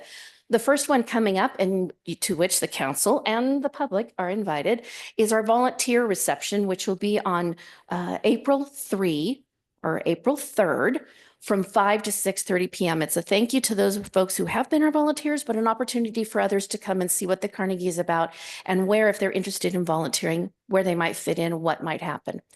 To the right of that, the one that says group show, May 2025, Yahoo, we have an art show booked. It is a group of artists, including several very well-known local artists, who will have a show there. The gala is on May 10. They'll be open on May 12 or May 11. So it's 10 and 11, and then they'll have other dates and private showings throughout the month. You also have on May 1st, you see the Big Day of Giving celebration for nonprofits. The council made us a caretaker for the Carnegie, and our motto is it's a place where arts, education, and community thrive. And this is one of the first places that we are putting that community thriving aspect to work, and that is Big Day of Giving. We've invited a lot of nonprofits who do not have storefronts, who do not have ways to reach the public, to a celebration of nonprofits on that day. It happens to fall on Big Day of Giving, and we are coordinating with the Placer Land Trust, the Symphony, and the Placer Arts Studio Tour. Yeah. Got them. State Theater and the others. We're doing a mass group thing where we are overlapping and connecting and going to create an event that drives the idea behind nonprofits and things and donating on that day. So you'll be getting more information on it, but this is the first announcement. There's the couples communication, and the next one is the chamber mixer that we've asked to hold on June 19th. This is important because on this one, the chamber has been looking for a way to help support nonprofits that are members, but it's kind of hard. Again, no storefronts, not a lot of money to put into these things. So, well, the Carnegie's got the space. The nonprofits have the energy. We are going to have a mixer for the chamber where, as a member, we're bringing all the nonprofits that are chamber members so everyone can mix together and see each other and get information and things going. So that's kind of where we're going with it now. This is what we're taking up. And at that point, any questions? Yeah, I just want to personally thank you very much and tell you that I am very impressed with everything that you guys have done at the Carnegie. You've accomplished an awful lot in a short amount of time. And more importantly, this is an example of how we preserve our history. This is a beautiful building, which was a library that I used and many of us around Auburn who grew up in Auburn. And it's Carnegie. So this is put to good use. And I'm totally impressed and very honored that you came and told us what you're doing and all the events that are happening. I'm very happy for your success. Thank you. It's about transparency. I don't really have any questions, but I'm sure our council would like to comment and have some questions. Councilman Holmes. Yes. Yeah, I think you've made a lot of progress here, but I want to ask, do you have an estimate of the cost to complete what you want to do? Yes. Yeah, we actually do. Each of the items that we have, if you're talking capital improvements, there are a lot of other improvements along the way. And in terms of the capital improvements, Amy, can you go back to that one? Because that way folks can see the HVAC. There we go. Oh, one more, back forward. There we go. Okay, so the lift can be anywhere from $75,000 to $100,000, depending on how certain aspects of it go. It will be a shaft that will hide the lift mechanisms. I mean, the lift mechanisms, when you look at them, are not really attractive and it's not consistent with the look of the Carnegie. So by enclosing it in a shaft, we do two things. One, we make it look like it's always been part of the building. And two, we keep the attractive nuisance of a lift out of the sight and mind of the younger folks who use the Carnegie, so they're not in there playing with it. It also makes it kind of keeps it maintenance. Playing with it? Yeah, children like to get into elevators and play on the lifts, and you really don't need them doing that with an ADA Oh, I see. accessible one. Oh, wow. So by having it enclosed, it just kind of makes it more like well. an elevator. So, The reason and then the grants for the windows are about $67,000 for the windows themselves, keeping the original windows. That's the important thing, is that we're looking at preserving the windows that are there, the wood, all of the mechanisms that are there, all of the pulleys and all of that, and the glass, and doing that with painting, it's a little more than $67,000. So, and then the ADA ramp, we had that one planned for, but got bids on it, didn't get to have it done. That one's $46,000. Diane, correct me on the HVAC, we're about 32,000. Is that correct, or is it more? It depends. Okay. So that's close. So it's around $30-something-thousand for the HVAC. What we have done is we have gotten someone who will work with us in phases. So we can phase in aspects of the HVAC and not have to do it all at once. So we can put a mini split in the quiet room and then mini splits in the classroom and the sunshine room, and then do the full HVAC on top for the grand room as we go. It's the same thing with the windows. We can do 3 windows at a time, not taking them all out at once. They're doing 3 at a time. So it's methodical. So as we have money, we can move through and get those things done. So that's kind of what we're looking at. Yeah.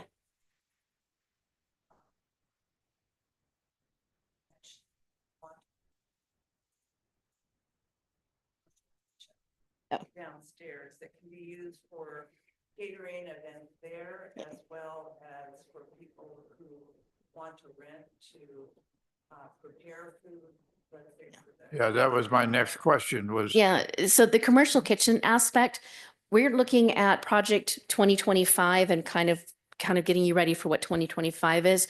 We are looking at a commercial kitchen being like a third phase. So that could be 26, 27. It's not immediate. We're looking, these things are immediate absolute needs. And so that's why they're prioritized this way. But yes, a commercial kitchen would Okay, come in. well, the reason I raise that is that, as you are aware, that building is on the National Register of Historic Places. Mhm. And there should be a grant from the Department of the Interior that we can apply for that would cover all of these things that, They do to a certain extent. Their priority or for the higher each within the scope of a designation as a historical building, there are ones that have national significance, local significance, different kinds of things that they said. We have a project that the Carnegie has been designated as a local interest for education and architecture, but it's localized. So it doesn't have, even though it's national registry, it's a local interest. It doesn't have national level. So the competition is tight for those grants. Doesn't mean we can't apply. Doesn't mean we won't go for them. it is on the National Register. Yes, I didn't say it's not. It is. Yeah. It's there. It's just not as high up as some of the others that we're competing against. Who are you competing against? Any of the other buildings that go to apply for grants. Grants are very, very expensive. Yeah, they're very complex. They're very competitive. But yes, we are looking at those. Okay, So- well, I think it's time to apply for They just opened. what? Those grants just opened. They don't open until March. And so they just opened and we're looking at them. So we'll be doing that. Yes. It was just, they don't open until the first quarter. So we haven't had a chance to do anything with them yet, but we will Okay. be looking at them. Okay, all right, well, Yeah, absolutely. No, you brought it up. You've asked us to do it. We will be following through.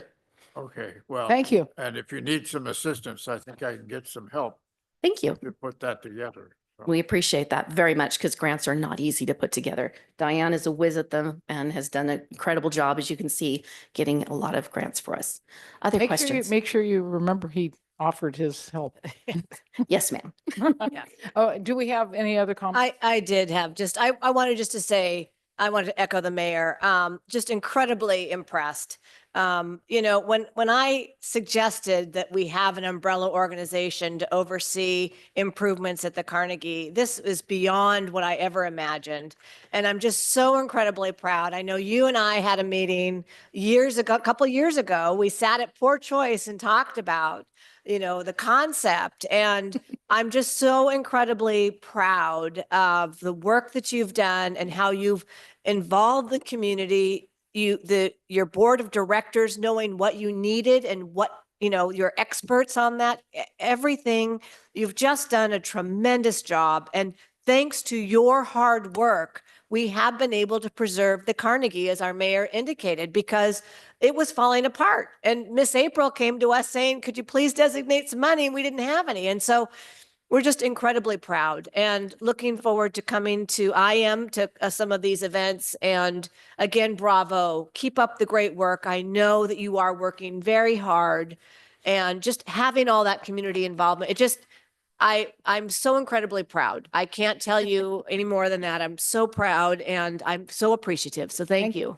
Thank you. Councilwoman Riddell Harris. Sure. I'll just add my thanks and how great I think it is that you're activating this space. It was, I remember when I first got on council, April took me on a tour and I was wondering how that was going to get turned around. It was a little rough back then. And so I just appreciate all the members of our community coming together to really support this effort. This was one of the first things that I tried to push for. And one of the first budget I worked on was trying to get some money for the Carnegie. And it's a big effort. And I really appreciate all the hard work that everyone's put into it. And it's looking fantastic. And I appreciate the incremental work everyone's doing because you're not going to get all that money at once, but you guys are figuring out how to make it work. And that's great. I really appreciate it.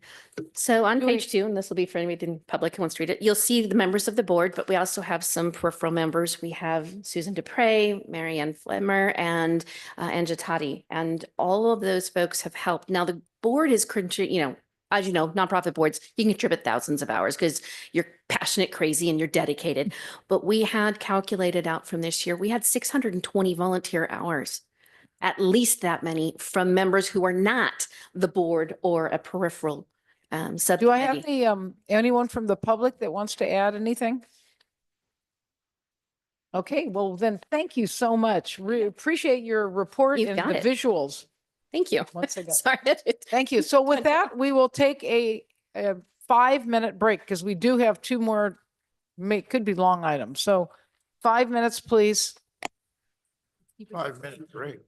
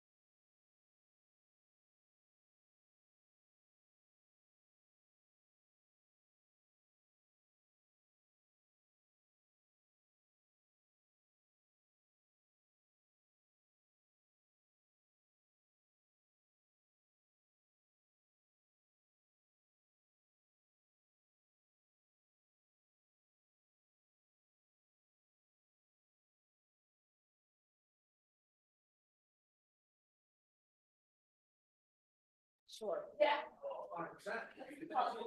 Yeah. I have to book that. I can see, so. That's nice.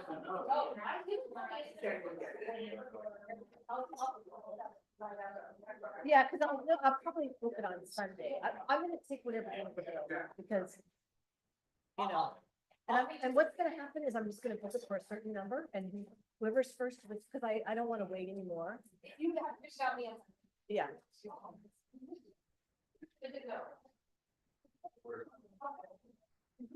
But hopefully, yeah, because I'll just, and then whoever can come.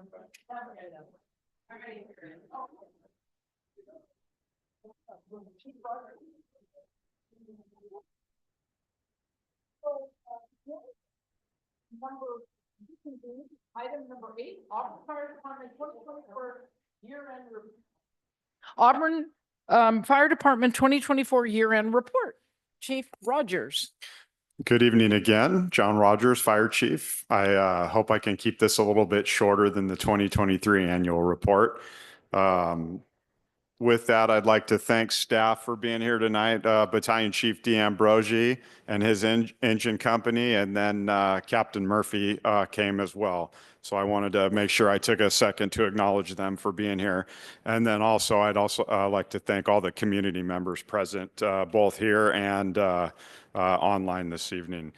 I'm honored to be here again to present the 2024 annual report highlighting the work your fire department and firefighters accomplished last year.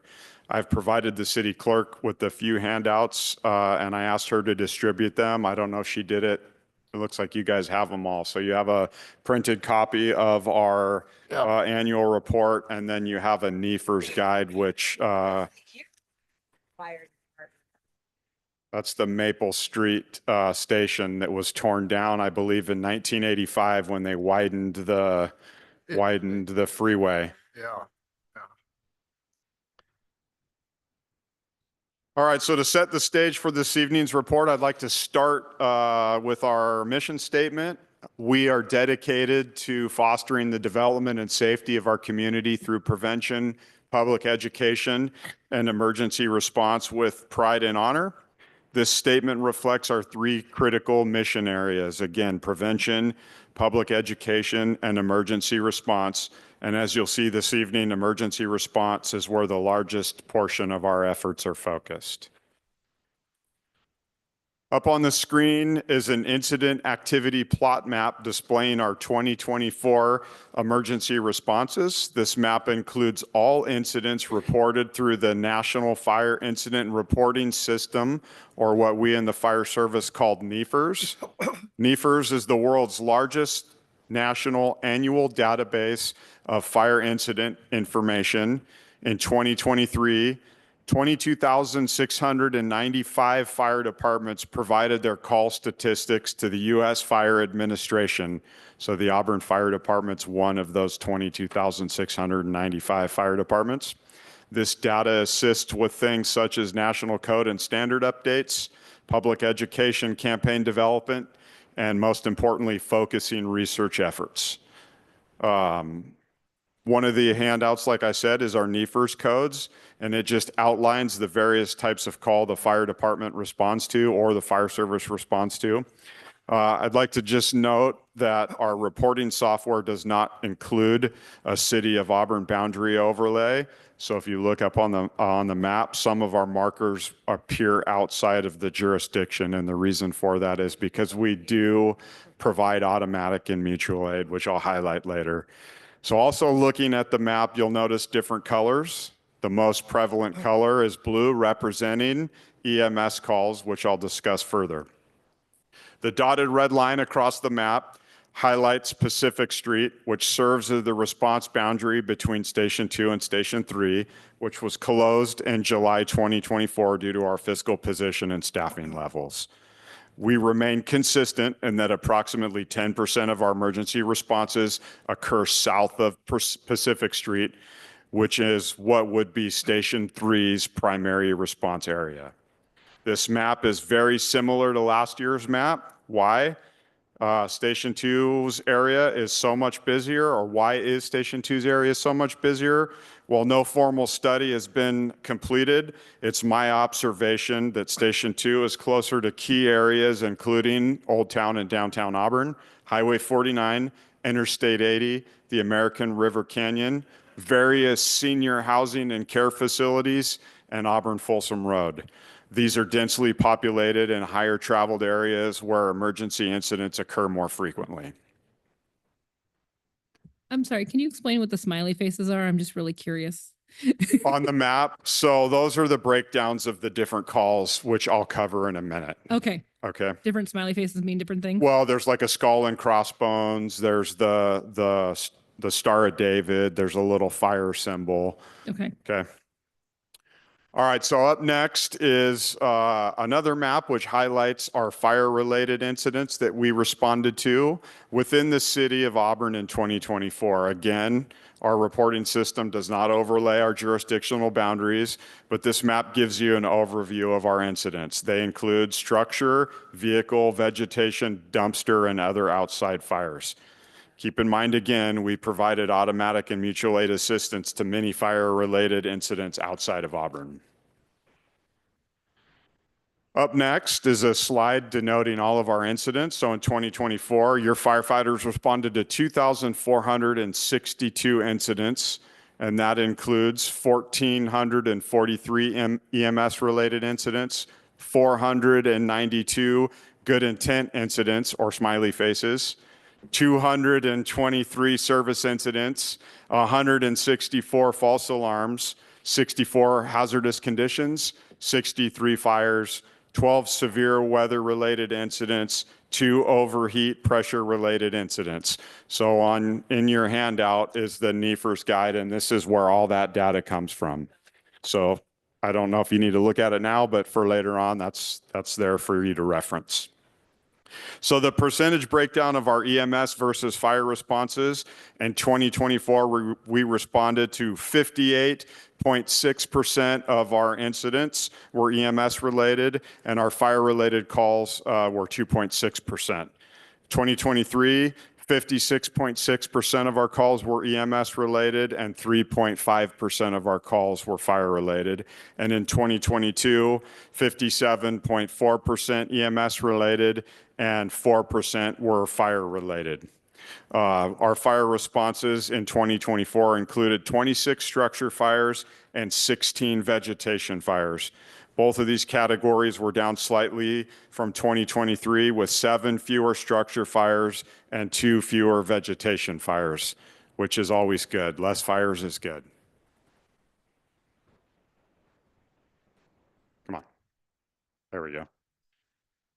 All right, so up next, it's a look at our incident response statistics over the last 10 years. As mentioned earlier, we responded to 2,462 calls in 2024. The bar graph on the screen shows that our annual call volume has increased by approximately 4% since 2023.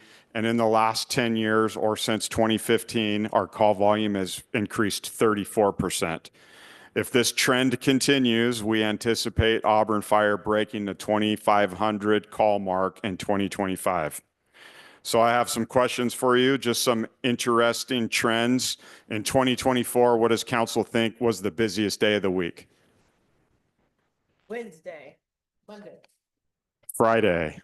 I knew it was. In 2023, That's it was Friday, and 2022, it was a Tuesday. Huh. How about the busiest month of the year? December. July. June in 24, January in 2023, if you remember all of the weather that we had, and in 2022, it was May. And how about the busiest time of the day? 12-hour period. Or excuse me, 4-hour period. My apologies. 5 to 9 p.m. 12 to 4. So 8 a.m. to 11:59 a.m. in 2024, we responded to 596 incidents. 2023, it was 12 p.m. to 3:59 p.m. We responded to 581 incidents. and 2022, same time period, 12 p.m. to 3:59 p.m. for 586 calls. So that shows that historically, the Auburn Fire Department is busiest between the hours of 8 a.m. and 8 p.m. I like to stick to the workday. Yeah, the work day. All right, so let's talk about our mutual and automatic aid responses. So just as a reminder, mutual aid is a request for assistance from another jurisdiction when resources are needed to support an incident or an emergency.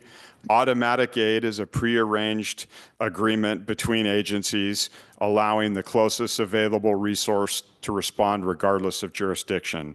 So for example, in the city of Auburn, a residential structure fire automatically receives through an automatic aid agreement 2 battalion chiefs, 1 from Auburn and 1 from the outside, 6 fire engines, and 1 ambulance. And the reason for this is the assembly model provides a minimum of 15 fire personnel and 2 EMS personnel for a total of 17 first responders to be committed to the incident upon receipt of the call.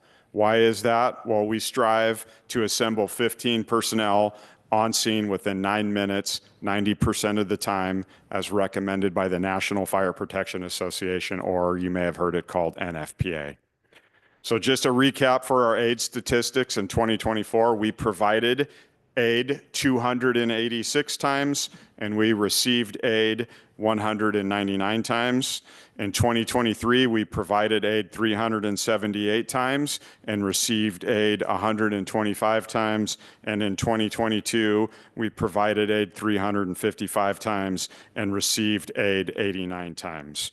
So we continue to give more aid than we receive, which reinforces Auburn Fire's important role in the Placer County Regional Fire Service delivery model. We also chart or track back-to-back and simultaneous calls. So just as a reminder, we went over this last year, back-to-back calls are received within 30 minutes of each other. Why 30 minutes? There's time needed for rehabbing equipment, personnel, documentation, notification, and et cetera. And then a simultaneous call is a call that is received while while a unit is already committed to another emergency. So our 2024 statistics, we had 748 back-to-back incidents and 177 simultaneous calls. So one might ask, why is our back-to-back incidents increasing? Well, the more calls that we run annually, that 30-minute window closes. So the more calls that we run, that number is going to continue to grow.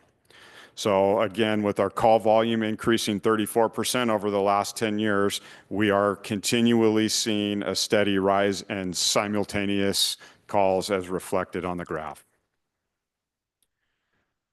All right, so I want to talk about some notable incidents that we responded to in 2024, and I'm not going to talk about any fire-related calls. So we responded to several significant incidents within the city, and I'd like to highlight 3 to demonstrate the challenges that our personnel faced and the dedication they show in protecting our community from all risk incidents. So the first one was the second canal overflow that occurred on Mickelson Drive in February. As you remember, we had the first canal overflow that happened in December of 2023 that I reported in our 2023 annual report. So the canal overflow occurred just above 618 Mickelson Drive. It displaced multiple senior residents. It was especially devastating as many of these occupants had just returned home after being displaced by a similar flood. Your firefighters played a critical role in assisting with evacuations, securing the area, and ensuring resident safety. Next up is a carbon monoxide poisoning at a Palm Avenue restaurant. So in February 2024, our personnel responded to a CO poisoning incident. Upon arrival, multiple occupants were displaying signs and symptoms consistent with CO exposure. Firefighters quickly assessed the patients and transferred care to our private ambulance provider, AMR. Our personnel notified the city's building official and PG&E, and they responded out to investigate the source of the carbon monoxide. PG&E's monitoring equipment detected CO levels ranging from 999 to 4,000 parts per million in the kitchen. That's an extremely dangerous concentration that could have led to fatalities. Thanks to the quick actions of your fire department and early 911 activation, this situation was mitigated before it escalated into a tragedy. And the final one I want to mention is a hit and run incident that occurred on Lincoln Way in December. We responded to a vehicle that struck a fire hydrant on Lincoln Way. The collision obviously knocked the fire hydrant off of its pedestal and caused significant flooding to multiple apartment units on the downhill side of Lincoln Way. Firefighters assisted PCWA with shutting off the water supply and assisted property owners and renters with conservation efforts to minimize damage. All right, so beyond our local emergency responses, your firefighters were also deployed to assist with major fire incidents across California. In 2024, personnel supported 5 significant fires throughout the state: the Arrow, Sites, Thompson, Lake, and Mountain fires. Additionally, we provided an engine and staffing for CAL FIRE Station 11 in Forest Hill under an assistance by hire agreement. These 6 deployments resulted in Auburn fire personnel working an additional 44 days, or with the 3-person engine company staffing, that equates to 132 additional shifts. And keep in mind, a normal full-time firefighter works 120 shifts per year. This commitment not only aids communities in need, but provides valuable fire experience to our personnel while bringing financial benefits to Auburn. These reimbursable deployments generated approximately $370,000 in revenue, helping to offset costs related to overtime, administration, and equipment use. I would like to take an opportunity to personally thank our firefighters for their willingness to serve beyond our city limits while maintaining exceptional service here in Auburn. Committing resources to these assignments in 2024 was extremely difficult due to the reduction in personnel, multiple long-term injuries, pre-scheduled vacation, and other personnel commitments. All right, so to support our emergency response activities, we'll talk about our training. In 2024, your personnel completed 2,301 hours of training. 1,018 were dedicated to emergency operations training, 442 to driver operator training, 265 to rescue training, 243 hours to officer development, 232 hours to EMS training, and 101 hours for prevention training. And over the past 3 years, I just like to highlight that emergency operations training has remained the largest training area, with approximately 40% of our training focused in this area. You might ask why? Why don't we train for more EMS? Or train more in the EMS topics and not our emergency operations, because we respond to more EMS calls? Well, our firefighters get on-the-job training for every single EMS call that they respond. So they focus more of their training efforts on the emergency operations area, because those are less frequent activities that are oftentimes a higher risk incident. And then just to highlight the different course completions that your firefighters completed. So 28 total course completions, 14 of those were dedicated to state fire training courses, 6 college courses, 2 specialty classes, and 1 NWCG, or National Wildfire Coordination Group. In addition, 5 personnel obtained journey person status as either fire officer or fire engineer last year, and that's through the California JAC, or Joint Apprenticeship Committee. And that's a big achievement, as there's a minimum training hour threshold and time in seat required to obtain that certification. One of the most important equipment upgrades up next in 2024 was the purchase of 30 Scott self-contained breathing apparatus. The new SCBAs provided enhanced safety and performance for our firefighters when operating in hazardous environments, or what we would call an IDLH environment, immediately dangerous to life and health. This purchase also ensured full interoperability with other fire agencies in Placer County, meaning Auburn Fire can seamlessly integrate with neighboring departments during automatic and mutual aid responses. And I would just like to take a minute to say that your firefighters appreciate council's support in making that important investment in their safety. All right, so moving along to our next mission area, which would be prevention. It plays a critical role in reducing fire risk before an emergency occurs.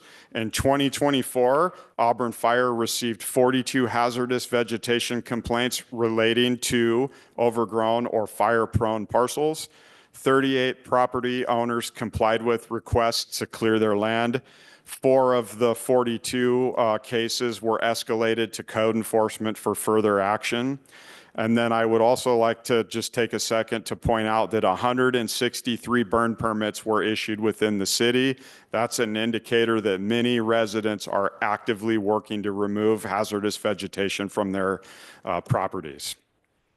I'd also like to talk about in 2024, council approved a contract with the Placer Hills Fire Protection District to provide fire marshal services. These services included nearly 100 hours of staff time dedicated to reviewing multiple residential and commercial projects, conducting real estate inspections, working with the state of California on licensing requirements for schools and care facilities, providing information on various projects, and also providing engine company and command staff personnel with training on both state mandated inspection and other fire prevention related activities. Up next, in 2024, late 2024, quarter 4, Auburn Fire dedicated a significant amount of time and resources to our state mandated inspection program. Nearly 90 hotels, motels, and apartment complexes were inspected, along with 8 schools within the city limits. I'd just like to remind council that this mandated program does not come with additional staffing, requiring our engine company personnel to balance their emergency response and ancillary duties with these state mandated inspections. In 2024, personnel dedicated nearly 50 hours completing these inspections.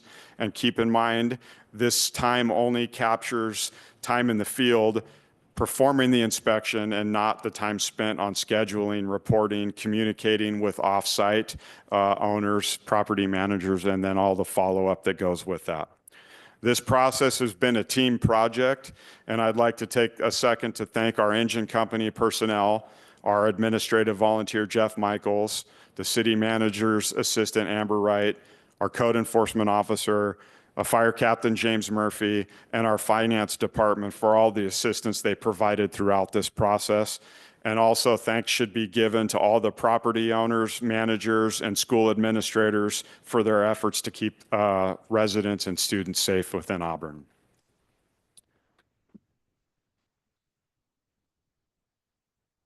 Up next, you guys, council's already aware of the Baltimore Ravine Shaded Fuel Break project, but just for the benefit of our community members, our CEQA study was completed by Mason, Bruce, and Gerard and filed with the State Clearinghouse in 2024. We also issued a request for proposal in December of 2024, and subsequently we awarded that contract, or correction, council awarded that contract to a local vendor to complete that project who started working in earlier this month. And again, I just like to take an opportunity to thank our administrative volunteer, Jeff Michaels, for all of his work in coordinating that project. And then our contractor, Allison Ernie, for supporting the project as well. Chief, really quick, since we're on the CEQA item. Now, the governor just recently signed, I think, an executive order that would eliminate the need for CEQA review, correct, for wildfire mitigation? Is that? I believe that is true. So, like this project, one of the reasons why it was delayed was because of the enormous CEQA. I mean, the CEQA review was pretty comprehensive. I mean, and but for future projects of this caliber, I think that we're exempt from CEQA now, right? Well, it just depends on if they re-implement those CEQA requirements, and talking with the forester from CAL FIRE, Either way, this 232 acre project. It's 120 acres of fuel reduction, but the study captured Yeah. it's 218 or 232 acres. If they reinstitute that, it's a shovel-ready project. So we wouldn't have to do it again. So either way, the study was done. And on that, it's good. I'm just talking about in the future, though. I mean, for future shaded fuel break projects or future fire mitigation projects that would otherwise be subject to CEQA. I think that right now they're exempt. They weren't at this time, but I think that the governor just signed something. So that's just a fact, I guess.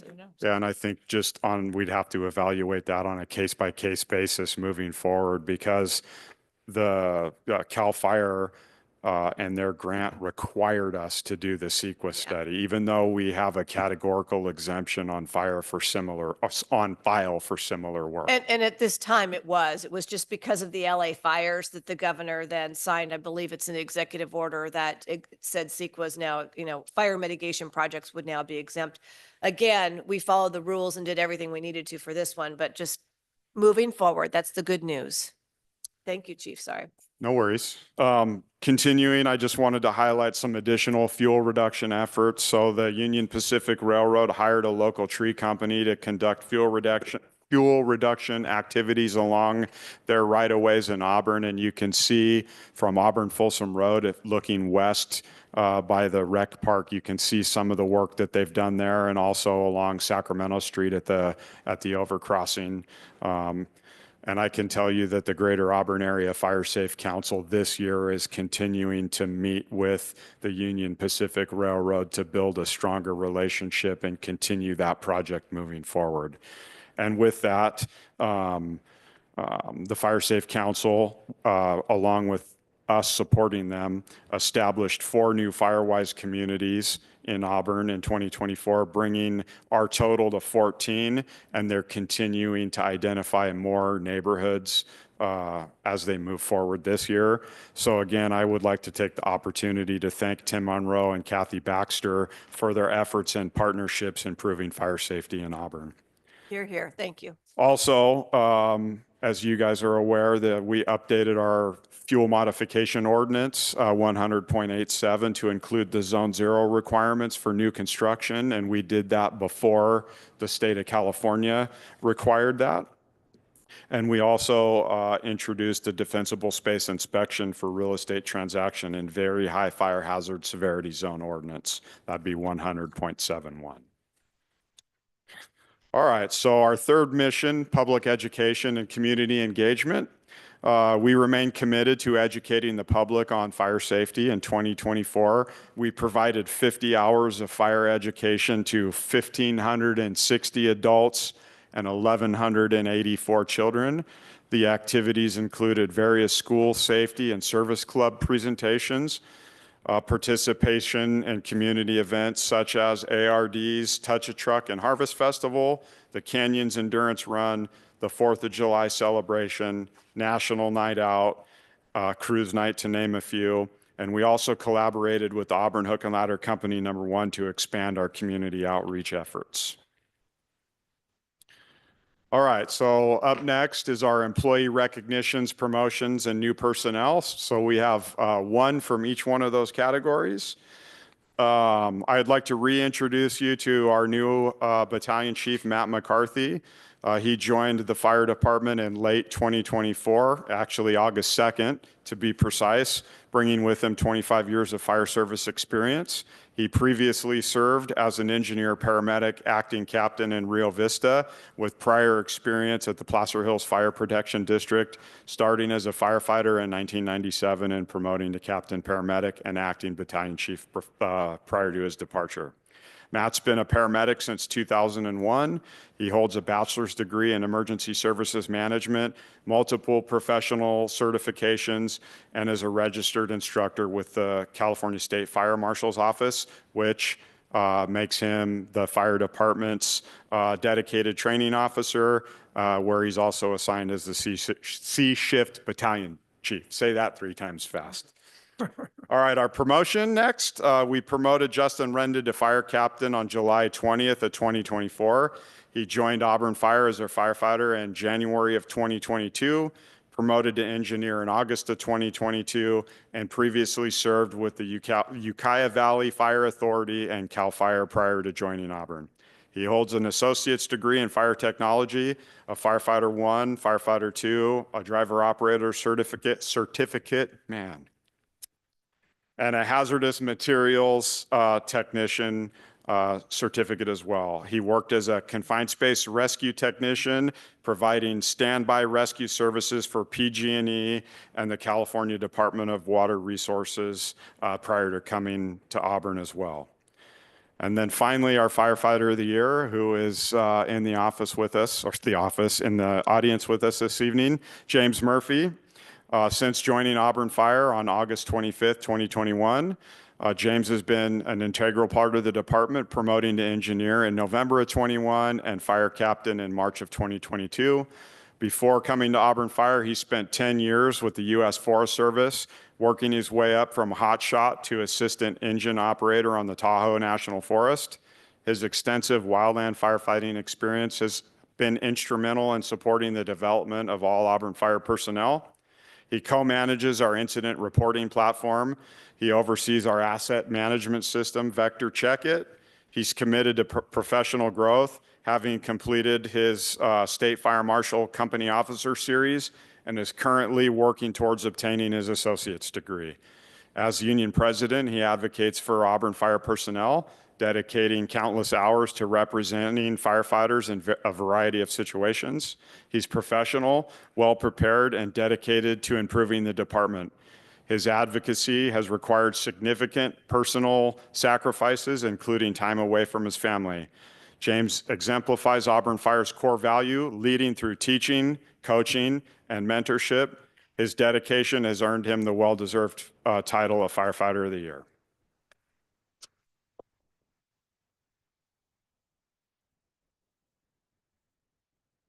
I'd also like to take this opportunity to share the Auburn Hook and Ladder Company #1's 2024 activities. For those who don't know, the Auburn Hook and Ladder Company #1 is a nonprofit organization dedicated to supporting the community, the fire department, and its members. Throughout the year, the Hook and Ladder Company actively engages in various events such as the St. Patrick's Day Parade, fire department educational events, the 4th of July Pancake Breakfast and Parade, the Co-op, National Night Out, Safe Trick-or-Treating, the Veterans Day Parade, the Festival of Lights Parade, Christmas tree lighting, the Santa Escort, and Country Christmas, again to name a few. The funds raised from these events play a crucial role in caring for and maintaining their historic 1914 Buick and 1943 Ford GI fire apparatus. Additionally, funds raised contribute to purchasing equipment for the fire department and supporting the Hook and Ladder Company's ongoing efforts throughout the community. So I'd like to just again take an opportunity to thank all the dedicated Hook and Ladder Company members and volunteers for their continued support of the Auburn Fire Department. And they'll be duly recognized with a new tile coming up. So. Nice. All right, and then I'd like to end with 2 recognitions that the Hook and Ladder Company #1 provided. So first off, they named the Edelweiss #2 in Old Town Auburn as their Business of the Year. Edelweiss has been a longtime supporter of the Hook and Ladder Company and provides assistance with ordering and storing food, as well as assisting with preparing for the 4th of July Pancake Breakfast and Country Christmas Clam Chowder events. And then the 2024 Member of the Year is Warren Hubbard. Warren is a 4th generation Auburnite and started as a volunteer firefighter with us in 1982. Warren was active until his kids were born, who are 5th generation Auburnites. He started with the El Dorado County Fire Protection District in 1986 and promoted to fire captain and retired there in 2013. Warren received the award for his ongoing contributions to the company and for committing his time to the betterment of the organization. And with that, I'd like to thank council for their time, and I'm happy to answer any questions. Thank you, Chief. Do we have any questions from council? I don't have questions, just a comment or two. Do we have any comments then? Everybody wants to comment? Okay, then go ahead. Councilwoman Dowden Cavillo. Thank you very much. Thanks, Chief. I just wanted to say thank you to you and to all of our fire personnel for a job well done. You know, you've done a great job and the community is benefited from that. So thank you so much. I wish that we had more dollars in our budget to really put forth for more services and more proactive measures and things of that nature. And I recognize that, you know, you're working on a very lean budget. Everybody is, but thank you so very much to all of our personnel and to you for your leadership. Really appreciate it very much. Grateful. So thank you, but I'd also like to comment back and say I wouldn't be here without the support of the fire department. So appreciate it. I have a quick question. Your calls for service for the year was 2462. Yes. Okay. And what do you do? I know the fire or police, when they have dispatch and false alarms. And is there a way to evaluate things, or do you have to go out for every call? So we go out for every single call, and on the NEFRS handout that I gave you, there's 700 series as false alarms and false calls. So in there, they're classified as malicious or mischievous alarms, bomb scare, system or detector malfunction, unintentional system detector operation, and a biological hazard with a bunch of subcategories in there. So the fire captains or the engineer that are acting up for the day, they classify the calls based on the information that's provided from the 911 caller, Grass Valley Emergency Command Center, our contracted dispatch center. And then when they get back, they look this sheet over and make sure that they're categorizing the calls appropriately. Because some could be criminally charged then if their calls are inappropriate, or is that? Potentially, and we would work with our law enforcement partners on things like that. Okay. And yeah, I found it very helpful that you have the incident, you know, the number for the year. And I also liked your quiz because, you know, if you break it down, that's about a little over 6 calls a day. But really, you get it all at one time, many times, or many hours. Yeah, I mean, it's situationally dependent, right? It's the time of the year. It could be bad weather. It could be red flag day. It's unpredictable. That's why you staff your fire department 24 hours a day, 7 days a week, and then they're there to respond to the emergencies as they come in. Yep. We're a little bit different. Our law enforcement partners have the ability to stack calls because they evaluate. It could be a barking dog complaint. Yes. Right. So you could push that one to the side, where ours could be a 911 call for a medical aid with no response. We have to go out and check that and vet it and verify it and make sure that there isn't a medical aid. And then I thought it was helpful to show the back-to-back and simultaneous calls too. Very interesting. So thank you. And I want to thank the whole fire department too for the excellent job they do. I had to personally use our fire department for my mother not too long ago. So they were very professional and very appreciative. And until you have to use the fire department, especially for medical, you really get an appreciation of what, you know, you do and how helpful you can be. So thank you. Councilman Holmes. Oh, thank you. You're welcome. I'm wondering a couple of things. The Hook and Ladder Company, are they, do they have to be members of that? Do they have to have been firefighters before? So the Hook and Ladder Company membership has changed a little bit in the last few years. It used to be you had to be a member of the Auburn Fire Department to be an Auburn Hook and Ladder Company #1 member. But what they realized is that those numbers were dwindling.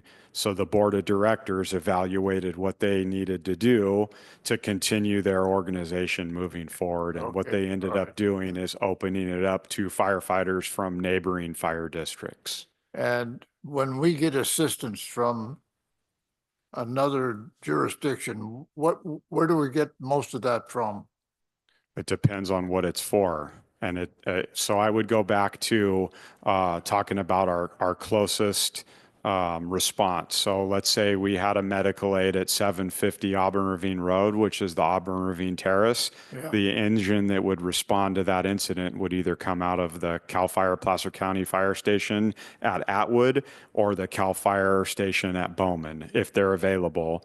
And then if those two pieces of equipment aren't available, they would go to the next closest piece of equipment, which would be Station 41 in Newcastle or Station 182 in Ophir. Okay, all right. And could you clarify a little bit for me between a fire captain and a battalion chief?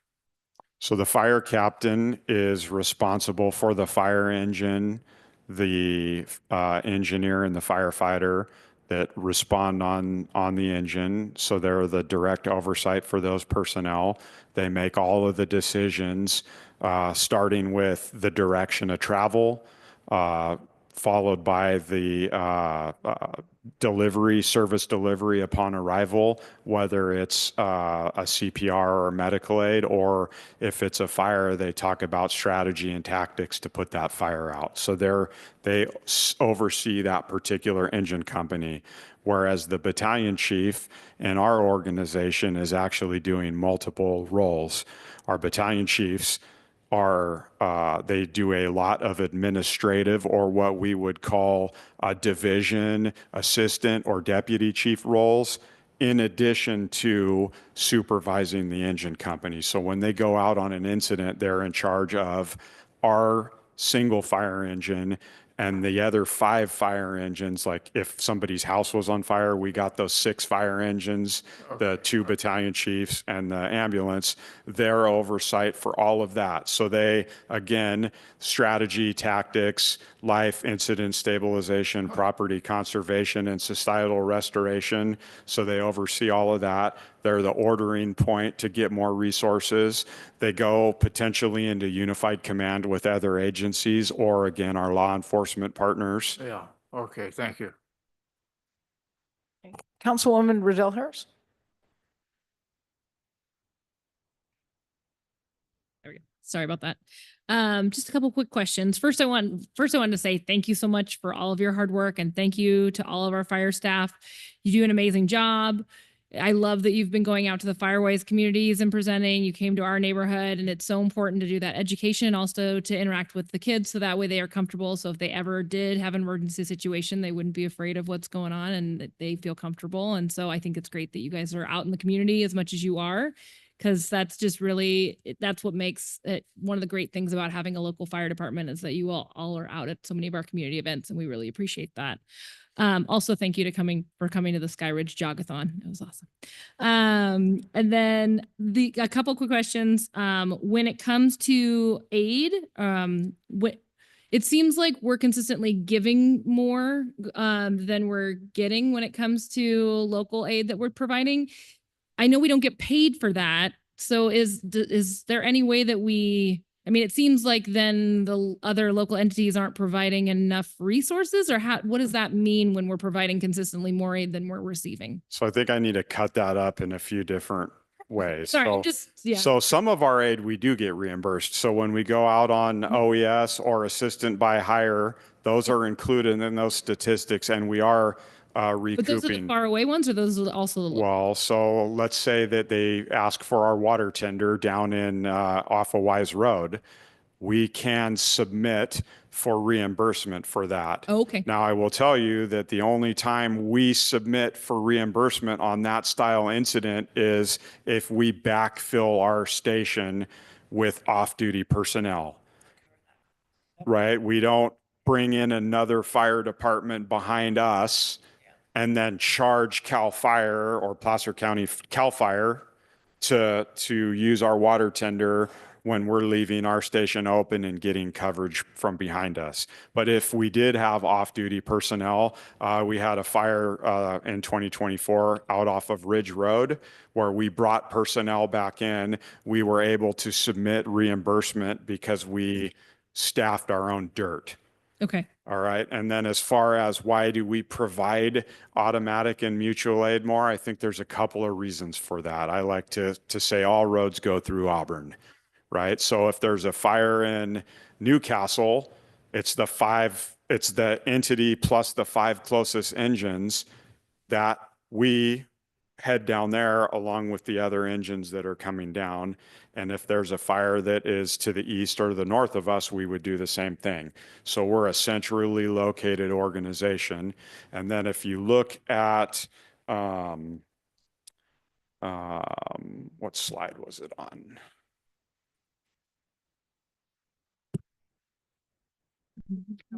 You took it away. Oh my God, it's not working.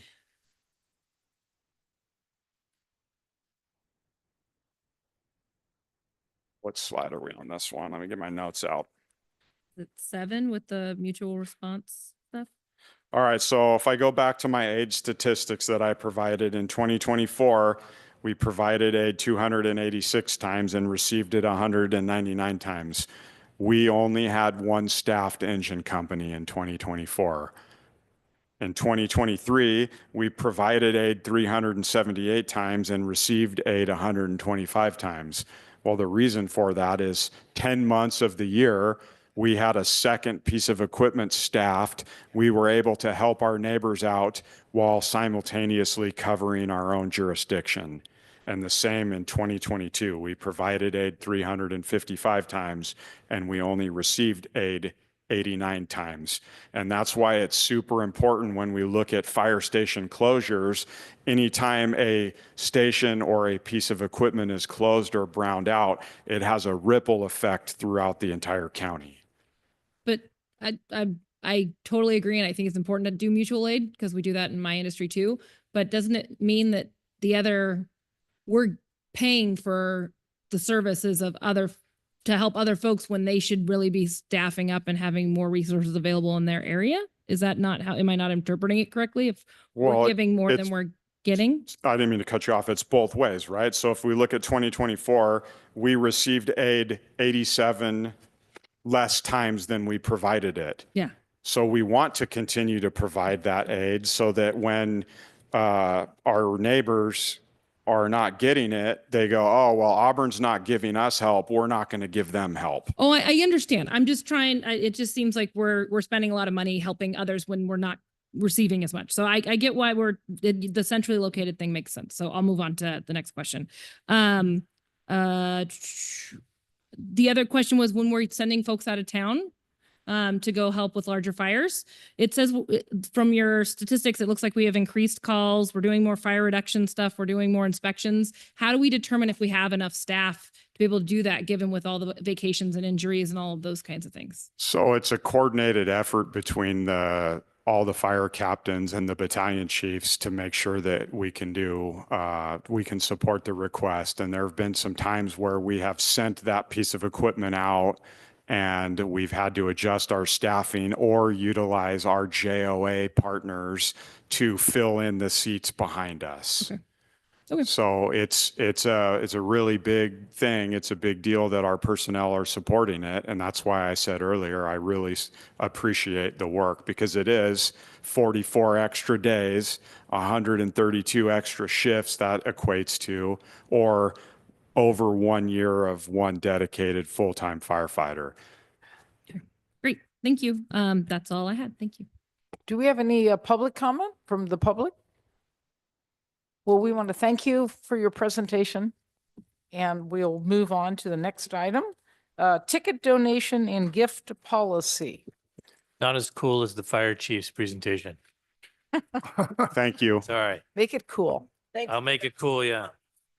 So this came up as a response partially to the discussion that we had regarding the sustainability committee's plan for the lawn and how to raise funds for that one. So the city right now does not have any sort of a donation policy for folks if they want to donate to whatever cause it is that the city is working on. So that's kind of the impetus for this item. Staff's recommendation obviously is to adopt the resolution for the two policies. There's two different policies. One is for a donation and gift policy, which is reflective of what I just talked about. The other is for a ticket policy, which the city doesn't have and which we need to do. I'll let Gary kind of go through the reason for the ticket policy, but I wanted to give just a quick kind of background on what the donation and gift policy does. So what this basically does is it's establishing uniform criteria and procedures to guide the review and acceptance of donations, confirm the city has adequate resources to administer the donations. So we don't want to get a donation and then not be able to do anything with it and let it just sit around, specifically if it's property or some sort of a tangible thing. And then also ensure that the city appropriately acknowledges the generosity of the donor. So without any kind of a policy like this, folks could donate money to any whatever to the city for whatever need, but we don't have a real mechanism to show that it's being used appropriately. That is not just going into the general fund, and so it's not being just kind of swallowed up by a general fund revenue. And then also, we don't really have a policy and a procedure for acknowledging that donation in the first place. So that's what the idea of the policy is. I'll turn it over to Gary to give a brief on the ticket side. Sure. So switching over to the second policy that's in the agenda this evening. So you all are familiar with gift reporting on your Form 700. So the general rule is a gift of $50 or more, either a single gift or aggregated from a single source in a calendar year must be reported on your Form 700. There are a lot of exceptions to that general rule, but that is the general rule. And so when tickets and other passes are provided to the city or to city officials, those are gifts when you don't pay an equal amount of consideration or what the fair market value is for those. So those don't need to be accounted for. And this happens occasionally, right? Gifts will be given to the city manager or to the council or the clerk or others to be distributed. So the FPPC acknowledges that this circumstance happens quite often. And so there's a specific regulation that governs this process. If the tickets are given to the city through the administration, clerk or manager, and then distributed in accordance with a policy that meets the requirements of the regulations, then they are not, quote, gifts that need to be reported on your Form 700. But it does require that your clerk file a form with the FPPC within 45 days, but it removes them from the normal definition of gift. So if you have this in place and we follow this process when the tickets come in, then it will change how these things are reported and they won't be reported as individual gifts. It also ensures that the gifts are used to further a public purpose. And as you see there in the policy, there's specific things for the city manager to think about when providing those tickets. Happy to answer any questions. And then just quickly, the other thing I wanted to point out, couple of emails going back and forth with April Maynard on the donation policy specifically. We understand and we know that there are multiple of our committees and commissions that are receiving small donations for whatever it is, right? So if Sustainability Committee is out at Earth Day and folks are providing some sort of a small donation, $1 or something, or change or whatever it is, to provide for additional funding for Sustainability Committee stuff. Arts Commission does the same thing for some of the events that they have in the School Park Preserve. This policy isn't meant, the donation policy isn't meant to stop that process, the process. Folks can still provide those small donations, but what it does is it provides an ability and a transparency for us to make sure that we're tracking the donations somehow, and then also acknowledging that the donations have come in and that they go into the appropriate purpose. So, I just want an example. I don't want it to be difficult for the committees and for people to donate and help because they perform a very good service for us and help us. So, so an example would be if someone came to, let's call it Earth Day then, and wanted to give $5. Okay, so what is sustainability? It's in a hat. What does sustainability do from there? They would then take the money at the end of the event, bring the money over to City Hall, give the money to the city, either to finance or to me. And that would then be put into the revenue account that we'll be establishing for the individual committees. Right now, there isn't a way for that money to be tracked. It's just donated, and then, ostensibly those donations are being used for the purpose of whatever the committee is doing, right? Otherwise, it wouldn't be receiving donations. So the policy talks about donations need to be for an identified use by the city council through the committee process that we follow through the normal budgetary process that we use. And, so Arts Commission receiving donations during Music in the Park, for example, that's a city-sponsored event. It's an event that is kind of sanctioned by the council. And so this policy doesn't prevent anything like that from happening. It just provides a way for it to get into the city coffers and then tracked.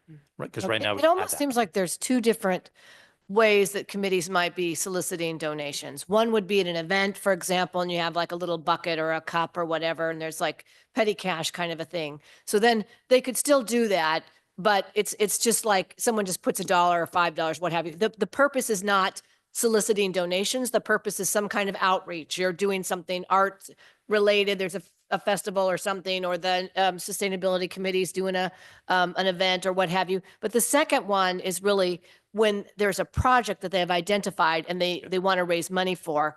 And that's what I wanted to talk about. That's on page 165. Item 6, it talks about the solicitation by boards, commissions, and committees established by city council. And in here, I'm fine with requiring them to come forward during budget time to submit their request in writing.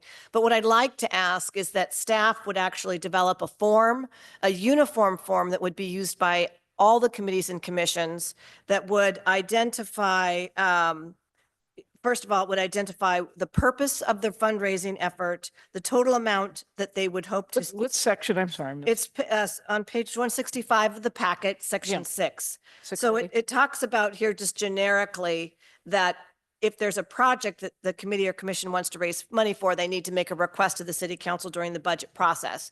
And what I just would like to do is to direct staff to develop a form that each committee and commission can use so that it's the same information that's being provided to the city manager and the city council, because we're going to have to look at all of the requests and determine whether or not we're going to approve their fundraising efforts.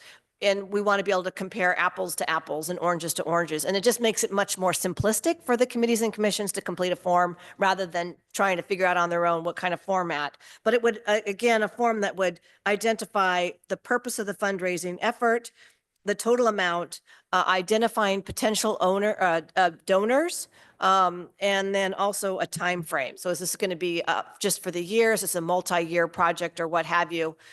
Just so that we as a council can then take that information and really make the best decision at the time during a budget. So, and I have spoken with the city manager about that. So if there's a larger project that they're raising money for, it would need to be approved by the council first. So that way people aren't raising money for things that haven't been council approved. Is that? I'm on the right- Yeah, so it would That's be like exactly. for the lawn, we just talked, this is a perfect project. The sustainability committee came before us and said, this is our proposal for the front lawn replacement. We'd like to be able to do some fundraising efforts for that. And so what we said was, let's wait till we have a policy in place. And then they would submit during the budget time what their projects are and what they'd like to use those funds for, so that we as a council, because one thing we have to be mindful of as a council is how many city groups do we have out there soliciting donations on behalf of the city? So I don't think it should be limited to just the budget time, because if somebody decides in September that they want to do a project, they should be able to ask to be able, because they're not using any of our funds. I think they should be able, whenever they want to, have it come to council and us to approve that their ability to raise money. As long as we approve it, I don't think it should matter since it's not hitting. I agree, because you don't want to limit it. my only concern with that is that, right now, the city manager has it during budget time so that we can take a look at in totality, all of the projects that the committees and commissions want to raise money for. Right now, it's the same thing with their work project. When they put forth in the budget every year, they say, this is what we're going to have. This is our work plan, not work budget, but this is our work plan. And so the council will vote on that, whether or not we're going to approve, their expenditure for these things in their budget. That only happens once a year. And so it's following that same, we don't say, oh, if you have another project, come before, I get what you're saying about expenditures. Having worked for cities, there's nothing more frustrating than having something get all the way through the approval process. And I'm sorry, you have to wait 9 or 10 months till it can actually start going. So I would say if we want to, budgeting stuff might be a more formal process, but I think whenever they want to start fundraising, if they get it approved by us, I don't care what. Because sometimes no. donors don't want to wait either. Yeah, that's right. I mean, so if you think about just the way that we do this now, right? The committees will bring forward the work plan as part of the budget process. Council approves the work plan in addition to whatever the budgetary amount is. Yeah. That would be the point where they would say, we want to fundraise for these activities, whatever. Yeah. Typically, we don't have committees bringing anything new forward after that's done. In fact, since I've been here, we haven't had that happen. But we didn't, for this example, we didn't approve the sustainability committee stuff it was on their work plan, but we hadn't approved them doing it. We hadn't Right. approved anything. So if an example like that, then got all their stuff together, got it organized and wanted to start fundraising in September, I don't think Yeah. they should have to wait till the next budget. No, yeah, there wouldn't be any issue because it's the same way that I'm bringing it forward for council to approve it. Okay, so they can bring that request to do fundraising any Right. time of the year? Okay. Right. Okay. But As long as it's something that's been approved as part of the work plan. If it's a completely new project, we wouldn't want to be bringing new stuff in at the same time that they're already working on stuff on the work plan. So I'm just to actually fine with them bringing whatever they want to, as long as it gets approved by us. I don't care what time of the year. So Me too, because sometimes smaller we projects have the come right up. to refuse it. Yeah. just to be clear, because I'm hearing two different things. I'm hearing the city manager say that there is a proposed work plan that is submitted by each committee and commission every budget year. And we approve the projects in that plan. And then whether, if at that time they can say, look, we want to fundraise for projects A and B, because there's not, $5,000, for example, doesn't go very far. We would approve it or not. Now, if they say project C, which was included in their budget on the work plan, that in September they want to fundraise for that, then what you're saying is you want to be able, and you're saying it's okay, because we already approved project C at the budget time. If they want to come afterwards, that's fine. But what I'm not hearing is that, and I just want to be clear, so the work plan has already been approved through the budget. So they can come at any time if they want to raise money. But what you're saying is that they can't come at any time with a new project. You want the project to come at the budget time. Is that right? Just to manage staff's workflow and what we're trying to do and keep things moving forward, it depends on what council wants to do. So far, since I've been here, we haven't done that. That hasn't come up. I don't know what it was like before. I don't know what the process was. We didn't have anything. All the committees really didn't I raise. guess any- the only instance is if there's some tiny project like the Arts Commission wants to do a mosaic and that just came up and somebody wanted to donate, I just think sometimes it would come up maybe. For me, it's. Well, and if council members ask to bring it forward, then it gets. Yeah, Well, and I The think, donation is different, Right. so they can If do they that change the anytime. work plan half of the year, they're going to bring it forward anyway. So I don't know why we would talk about, as long as it's not changing the actual budget for us, and I don't think it matters. I think that they should be able I to don't bring it either, forward yeah. whenever it seems appropriate, just like they would bring an informational item to us, or if they change their mind, any, like, well, I think, the youth commission wants to raise money for the senior center. It's in May. We wouldn't wait until June to get it approved for something we're doing a month from now. So. and I think doesn't our city manager for smaller items, you have the authority, we've given him the authority to approve stuff like that. So it shouldn't really be an issue. I don't see it as being a problem. What I would be careful of, because of the impact on staff, is all of a sudden we have a committee that wants to bring forward a big capital project that's going to take a lot of staff time to put together, and that impacts our ability to do all the other stuff that we're doing. Obviously, if it's something that council wants to bring forward, then you bring it forward, though. If you give me Yeah. direction to bring something forward, then we bring it forward. If there's not staff time, couldn't we tell them that they can't do it until there's staff time that's appropriate to do it? Couldn't we tell them no in the meeting and say you have to wait until there's the appropriate staff time? I would expect you guys would to let us know if you can't help them with, you don't have the staff time to accomplish. whatever they're He might not know, though. Staff isn't at every committee meeting.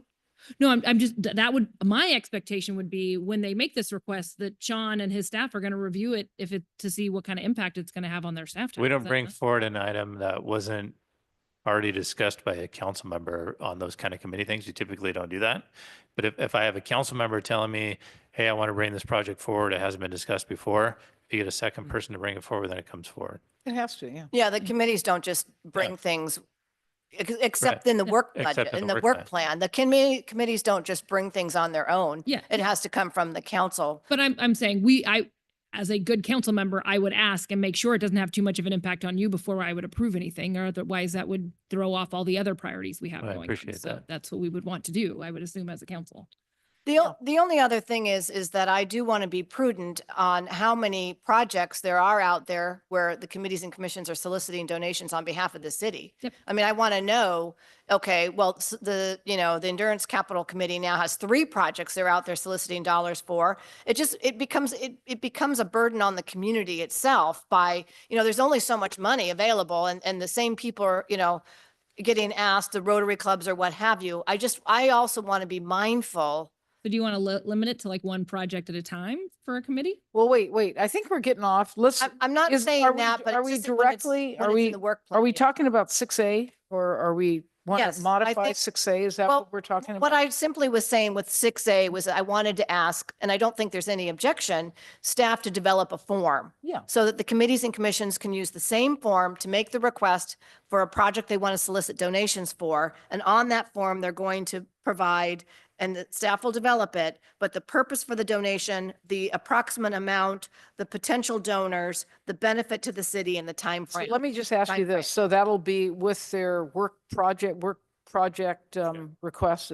So they'll be filling out that form as well. But if they're going to ask for money any other time, that they would need to still fill out that same form. So if in October, they wanted, we approved a work plan in their budget and they wanted to raise money, then they would just, it's the same form. So that way they're not just making a willy-nilly request. On It's- 6A, it says, at budget, in the annual budget process and at a time determined by the city manager. Can we make it part of the process that these forms need to go through the city manager and that they don't go directly to council? Are we able to do that? Or is that something that I like any it. council That's- member could just bring it up whenever they feel like it? Is there a way? I didn't quite catch that last part. What was So the? I'm trying to say that it would be, I would want all these to go through the city manager and not to have them come randomly from council members. Can we make it our process that these requests go through the city manager, but not limit the time frame that which they don't have to go through the budget process if they could go any time of the year as long as they go through him?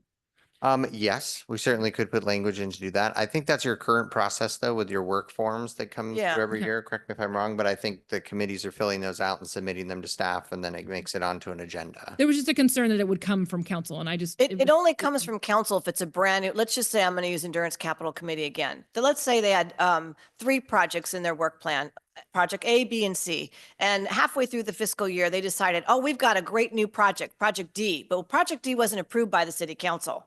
So they don't just bring Project D to us. So the city council member needs to put that on the agenda because no committee just drives something to put on. We, as a I'm coun- saying, I could think- they not submit a form to Sean and have Sean put, I mean, It Sean would could. still need to be the city council members. If it is a new project that wasn't in their budget, in their work plan, that's when it has to come from us. Even if it's in Yeah. their work plan, it's not necessarily approved in their work plan because, if they don't have, Yeah, I see. the front yard, like the front lawn, just because they say, we're gonna do the front lawn, doesn't mean that it's approved because we don't have a design. and all that We've other stuff. approved that we've approved their Sorry, work what- plan. We've approved the work I'll get plan. there. We just haven't approved the funding source. So. Yeah, I would just add, I think I view these two as part of this discussion as 2 different processes, right? You have during the budget process, the approval, and then that is set as part of that process. But that does not change, and this policy does not change this council's ability to set your own agenda. And so as a separate thing, if 2 of you asked and wanted to put something on the agenda under your current policies, you could bring that forward and say, let's give permission new to this Yeah, so commission that to would do be, this. we would bring forward on behalf of a committee. If Endurance Capital Committee had an idea for Project D, not on the work plan, I could come, Rachel, will you please agree with me? Let's put it on would you agree to? But we would want to approve the project and then later on they would submit this form asking for. They would do it at the same donations time. At the same time. Or they don't have to do it at the same time. Okay, so moving on, moving on, Okay. do we have any other sections that we want to discuss? And if not, I will open up to the public. April, So are we altering that? Okay, we'll ask. I'll we ask can, after. we'll discuss. Okay. Yes. Sure. Hello, April Maynard. I'm here to speak on behalf of the Arts Commission because we've been collecting money for a long time, for many years. And and forgive me, but you know what I do for a living. So what documents like this say matters to me. And when it says all donations must be filled out on the donation acceptance form and the person's name and all that, that tells me that all donations need to have that form submitted, and that's impossible when the fairies are walking around a summer series concert with their butterfly nests and gathering money, or when we have a donation box out. Which language is that? Can you? It's at 8A. 4A. 8A? Yeah, 8A, acknowledgement of donations. yes, all donations provided to the city valued at 10,000 or below. So I mean, we, at a concert, sometimes we get over $1,000, sometimes we get 900. Mumbo Gumbo, we get $2,000. So I mean, it varies a lot. It's never over. We've never gotten anything like $10,000 in a season. So we still are dealing with the city manager, but, and I'll just say that I've been doing this long enough that I've had 4 individuals as city manager, with one twice, and 2 interim city managers. And I've dealt with city managers that are interim, and if it isn't in writing, they don't want to hear about it. They won't talk to somebody like me from a commission. And I can say, we've been doing like this for 5 years. No, I'm sorry. It says all donations have to come in on the, so it's just, when I see things in writing, I take it seriously. And like it says, acceptance of undesignated donations. Let's see, in 4A, that goes through the city manager, I believe. But there's undesignated donation shall mean a donation made to the city by a donor without limitations or restrictions being placed upon its use. So that's dropping money in the net or in the box. And so, and then in another spot, it says undesignated donations will go, I think 10C, donations of cash for undesignated donations will be deposited into the general fund. That doesn't work for us because we're not promising, as people donate money, we're not promising what we're going to use it for, except for the purposes of the Auburn Arts Commission, which is pretty broad. Right. So it just concerns me that we can all be on the same page here and know what we mean, even if it isn't what's written. But that concerns me just for the future. And I trust the staff and I trust everybody here that we're going to remember what we said, but that doesn't always happen. So I would like to continue the efforts that we've made to contribute to the funding of our projects, especially now with $5,000 budgets. We're funding this summer's 4 concerts out of money that we've raised from prior summer series concert seasons. And so, I mean, and I think for the foreseeable future, we're going to be dealing with very small budget allocations. So Like I'm concerned. like you said, the what it says matters. So I want to fix the parts you don't like. So can you go slower so I can make sure I mark? Yeah, off? I have just a question for you. So if the Arts Commission was out there raising funds and then using those now for subsequent things, that's something the city council just needs to be aware of. That I didn't know. I mean, I know about the fairy nets. I didn't know I didn't know. But my concern is that when the city council approves a budget for any committee or commission, we should know that there are extra dollars that are being utilized for a particular project. I mean, can we answer should that. know. This is the first time. Yeah. I mean, remember right at the end of the year, we got dropped down from 67 to 5. Absolutely. And so, and I respect that. and then the rest of it is we do have a process with finance. We have our revenue account that we can put our money into and take money out of. It isn't general fund money. So we have worked that out because we had been raising money for years just and because we know, we want to have a contest, but we can't pay prizes. So we can use money that we've gathered from donations to give prizes if we have some kind of art contest. So, I mean, I think when we give our work plans, we're pretty thorough about the things that we want to do and can do, and we can't always do everything. But I mean, this talks to me to like the RFP for the roundabout. We've come to you, although we submitted in our work plan in April, we just got it okayed, and that included, we told you that our plan is to raise $175,000, and you approved the RFP that had that. So I think we're approved to raise the money when that time comes, I think, according to this, and that would fit into this plan where there'd be a donor and there'd be a form and it would be really clear. So I just think that I don't think this took into account, the language in it didn't take into account this, you know, you could call it nickel and dime kind of fundraising, but it does add up. And we are able, like this summer, we don't have money for concerts. We don't have money from this year's budget for concerts.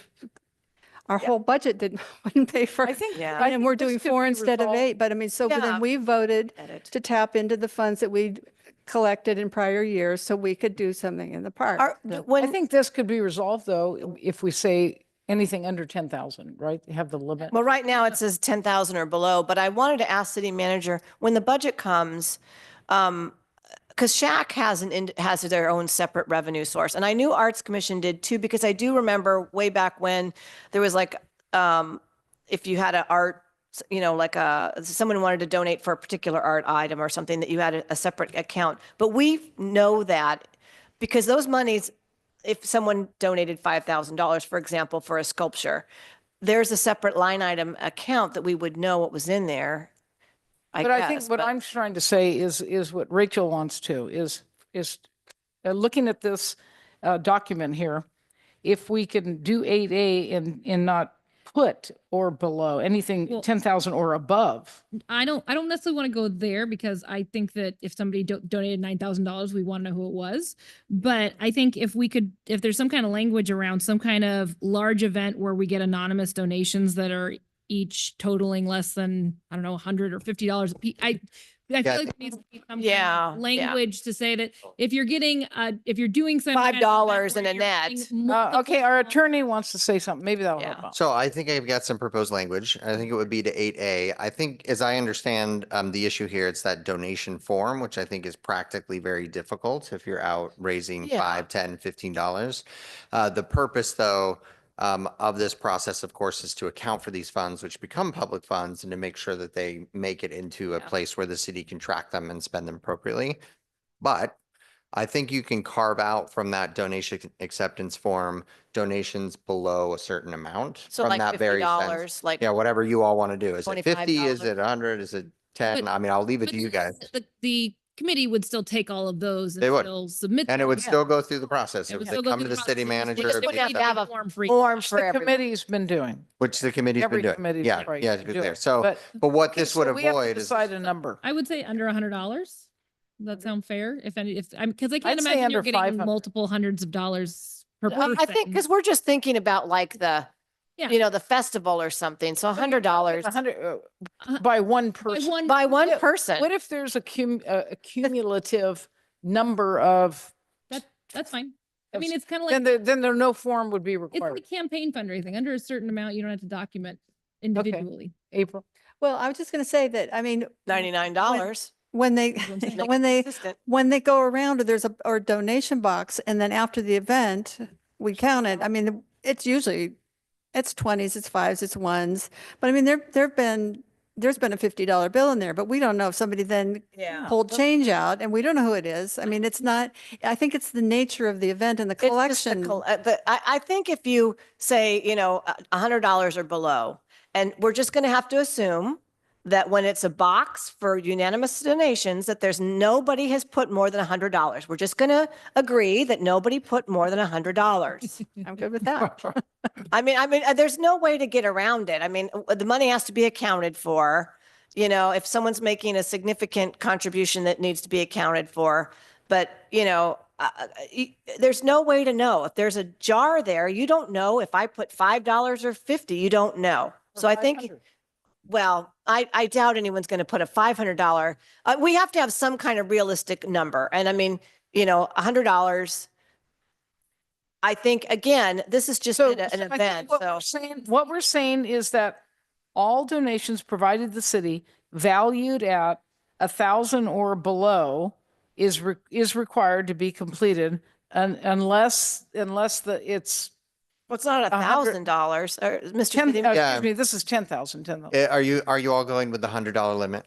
We're talking about $100 I'd like to limit. go higher, but what would it look Okay, like? What would the here's what language- I think. 8A would be revised to say, for all donations provided to the city valued at 10,000 or below, a donation acceptance form is required to be completed except for donations of $100 or Right. less. I think that's great. That sounds good. Yes. And we can start with that. And if we have a huge Yes, if issue you with it, find that then you're we can- getting $500, fine. then, you know. I'm not, I'm worried. Yeah, I'm not worried about that. Because otherwise, someone, But then if April brings in $5,000 worth of it doesn't matter. what- change, that's okay because Yes. it was It Because was we're, from we're the saying they're $100 and less right. because it's a box and we don't know. So Right. we're just saying it's $100. And it, Let's they're- less they're than de 100. minimis, so we, it's We're not like we're gonna- trying to get something out of the Arts That's Commission. exactly Yeah. right. So I think that gets you, I Yeah. think that gets you where you need to go. And so it doesn't matter that that box might have $5,000 in it. The point is that you're not getting, for official purposes, you're not getting anything more than $100 in that Right. box. Well- And again, the event that you're having is not a fundraising, it's an art event, or you're doing something, and that's just a piece of it. It's not, it's the jar on the table. And It's people want to contribute. And I put in, well, it was in the email that they were going to add Venmo because people don't carry cash as much. So that for the last couple of years, they've been saying you really need a Venmo code. And then we figured out how to do it. We got an approval from finance that Well, but- we can provide a Venmo. Venmo's, Know if you get a big donation, you can see who Right, it is. Yeah. exactly. yeah, you know, Yeah. yeah, you know if it's going to be. more than- Councilman Holmes, I think you have some input. Yes, well, I wanted to add that we have occasions where a particular artist may develop something and donate it to the city, or a piece of a statue or something that is donated to the city. Okay, we would know that. Who And it this is. provides for tangible items too. Yeah, tangible items are addressed. Yeah, okay, well, Okay. In regards Right to there, see. So- so I don't know, are we done with that particular piece? I wanna Yes, go how into about, the- 4A, is that okay? Offers of cash or items 10,000 or below may be considered. That's the acceptance. I think that's a little different. That's accepting the money. Okay. That's Yeah, right. we're Yeah, good that with is different. So that's when the money would come over from the committee after they've solicited it. Okay. And then it would go to the city manager to be accepted. Okay, then, and then 10C, donations of cash for the undersigned donations will be deposited into the general fund. Can it be something like donations of cash for undesignated donations not collected by the committee? Like if we get a random check in our mailbox, that's Mhm. kind of what this is saying, right? This is Well, there's donation- two. So the policy distinguishes between designated donations, a defined term, and undesignated donations, which is also a defined term. So undesignated is, here's just $100, do whatever you like with it. But yeah, And here- designated is, this is for the But committee. if you're at the Arts Commission event, Mhm. And It's for the does it designated. say that committee. that's designated? It would Yes. be, it would be under the It's policy. designated for It's the not committee. necessarily a particular project, but it's designated for their use. Yes, this is Correct. just the generic person who says, I love the city of Auburn and, we need more money. Please take $10,000. Yes, here's a $10,000 check. Put it in the general fund. Do we get a lot of those as often? Dang. I don't think so. But Does that meet but- your need? But individuals can designate the money for a committee. So someone They can can. come to the city and say, I want it Yeah. for the Sure. endurance. And they can do that with the committee or not, right? Okay. Someone could come and just say, here's money for this committee, or if the committee solicited it for themselves, it They would be can't just, designated. but they can't donate it to us as individuals. They can't say, I want to donate money to. And Yeah. April's that, does that Is address? that your- meeting yeah. all your needs? Yes. Okay, All right, great. great. Anyone else from the public? Okay, then do I have a motion? I'll move approval of the policy as amended to direct staff to develop the form as we discussed and to make the amendments to section 8A as outlined by the city attorney. all right, second, Roll call, Councilmember Riddell Harris. Aye. Dowden Calvillo. Aye. Holmes. all right. Mayor Amara. Yes, thank you. That passes. And we have the city manager report. I have a super long link that just. I just wanted to point out one quick thing, two quick things. Canyons Race is coming up. We met with their staff last week on Friday, April 25th and 26th. They're estimating upwards of like thousands of people coming. I think it was like 5,000 or 6,000 people. There's going to be a new addition to the expo. area, and I can't tell you what it is because I was sworn to secrecy. So make sure to go into the expo and check that out. Mr. City Manager, is this the last year of the contract or do they have one more? I can't remember. I think they have one more, but I don't know for sure. Okay, One more. just curious. I thought Um, we contracted for a couple years in a row and yeah, there's been some conflict with the rodeos, so I. Well, the rodeo's on a different date Yeah, now. it's time. Okay. Yeah, time the over. rodeo is thought they April canceled- 12th and they canceled 13th. The rodeo Yeah. this year. No, April 12th and 13th is the rodeo and Okay, the so race, that got they're moved on down. separate, Got yes, it. they're on That was separate a big weekends. Thing Yep, last year. Okay, great. separate weekends now. And then secondly, for the police department, one of our officers conducted a pretty big traffic stop that resulted in finding 21 bags of marijuana, which was not a small amount. They're about the size of like a small dog each, and 1,000 counterfeit Adderall pills. So kudos to Officer Collins for finding that, getting that bust done. It was a good one. That's it? Okay. Then we will forego the council reports and I will adjourn the menu. The The menu. menu. Can you Getting tell late. I'm hungry? Anyway, thank you for everyone for Thank coming.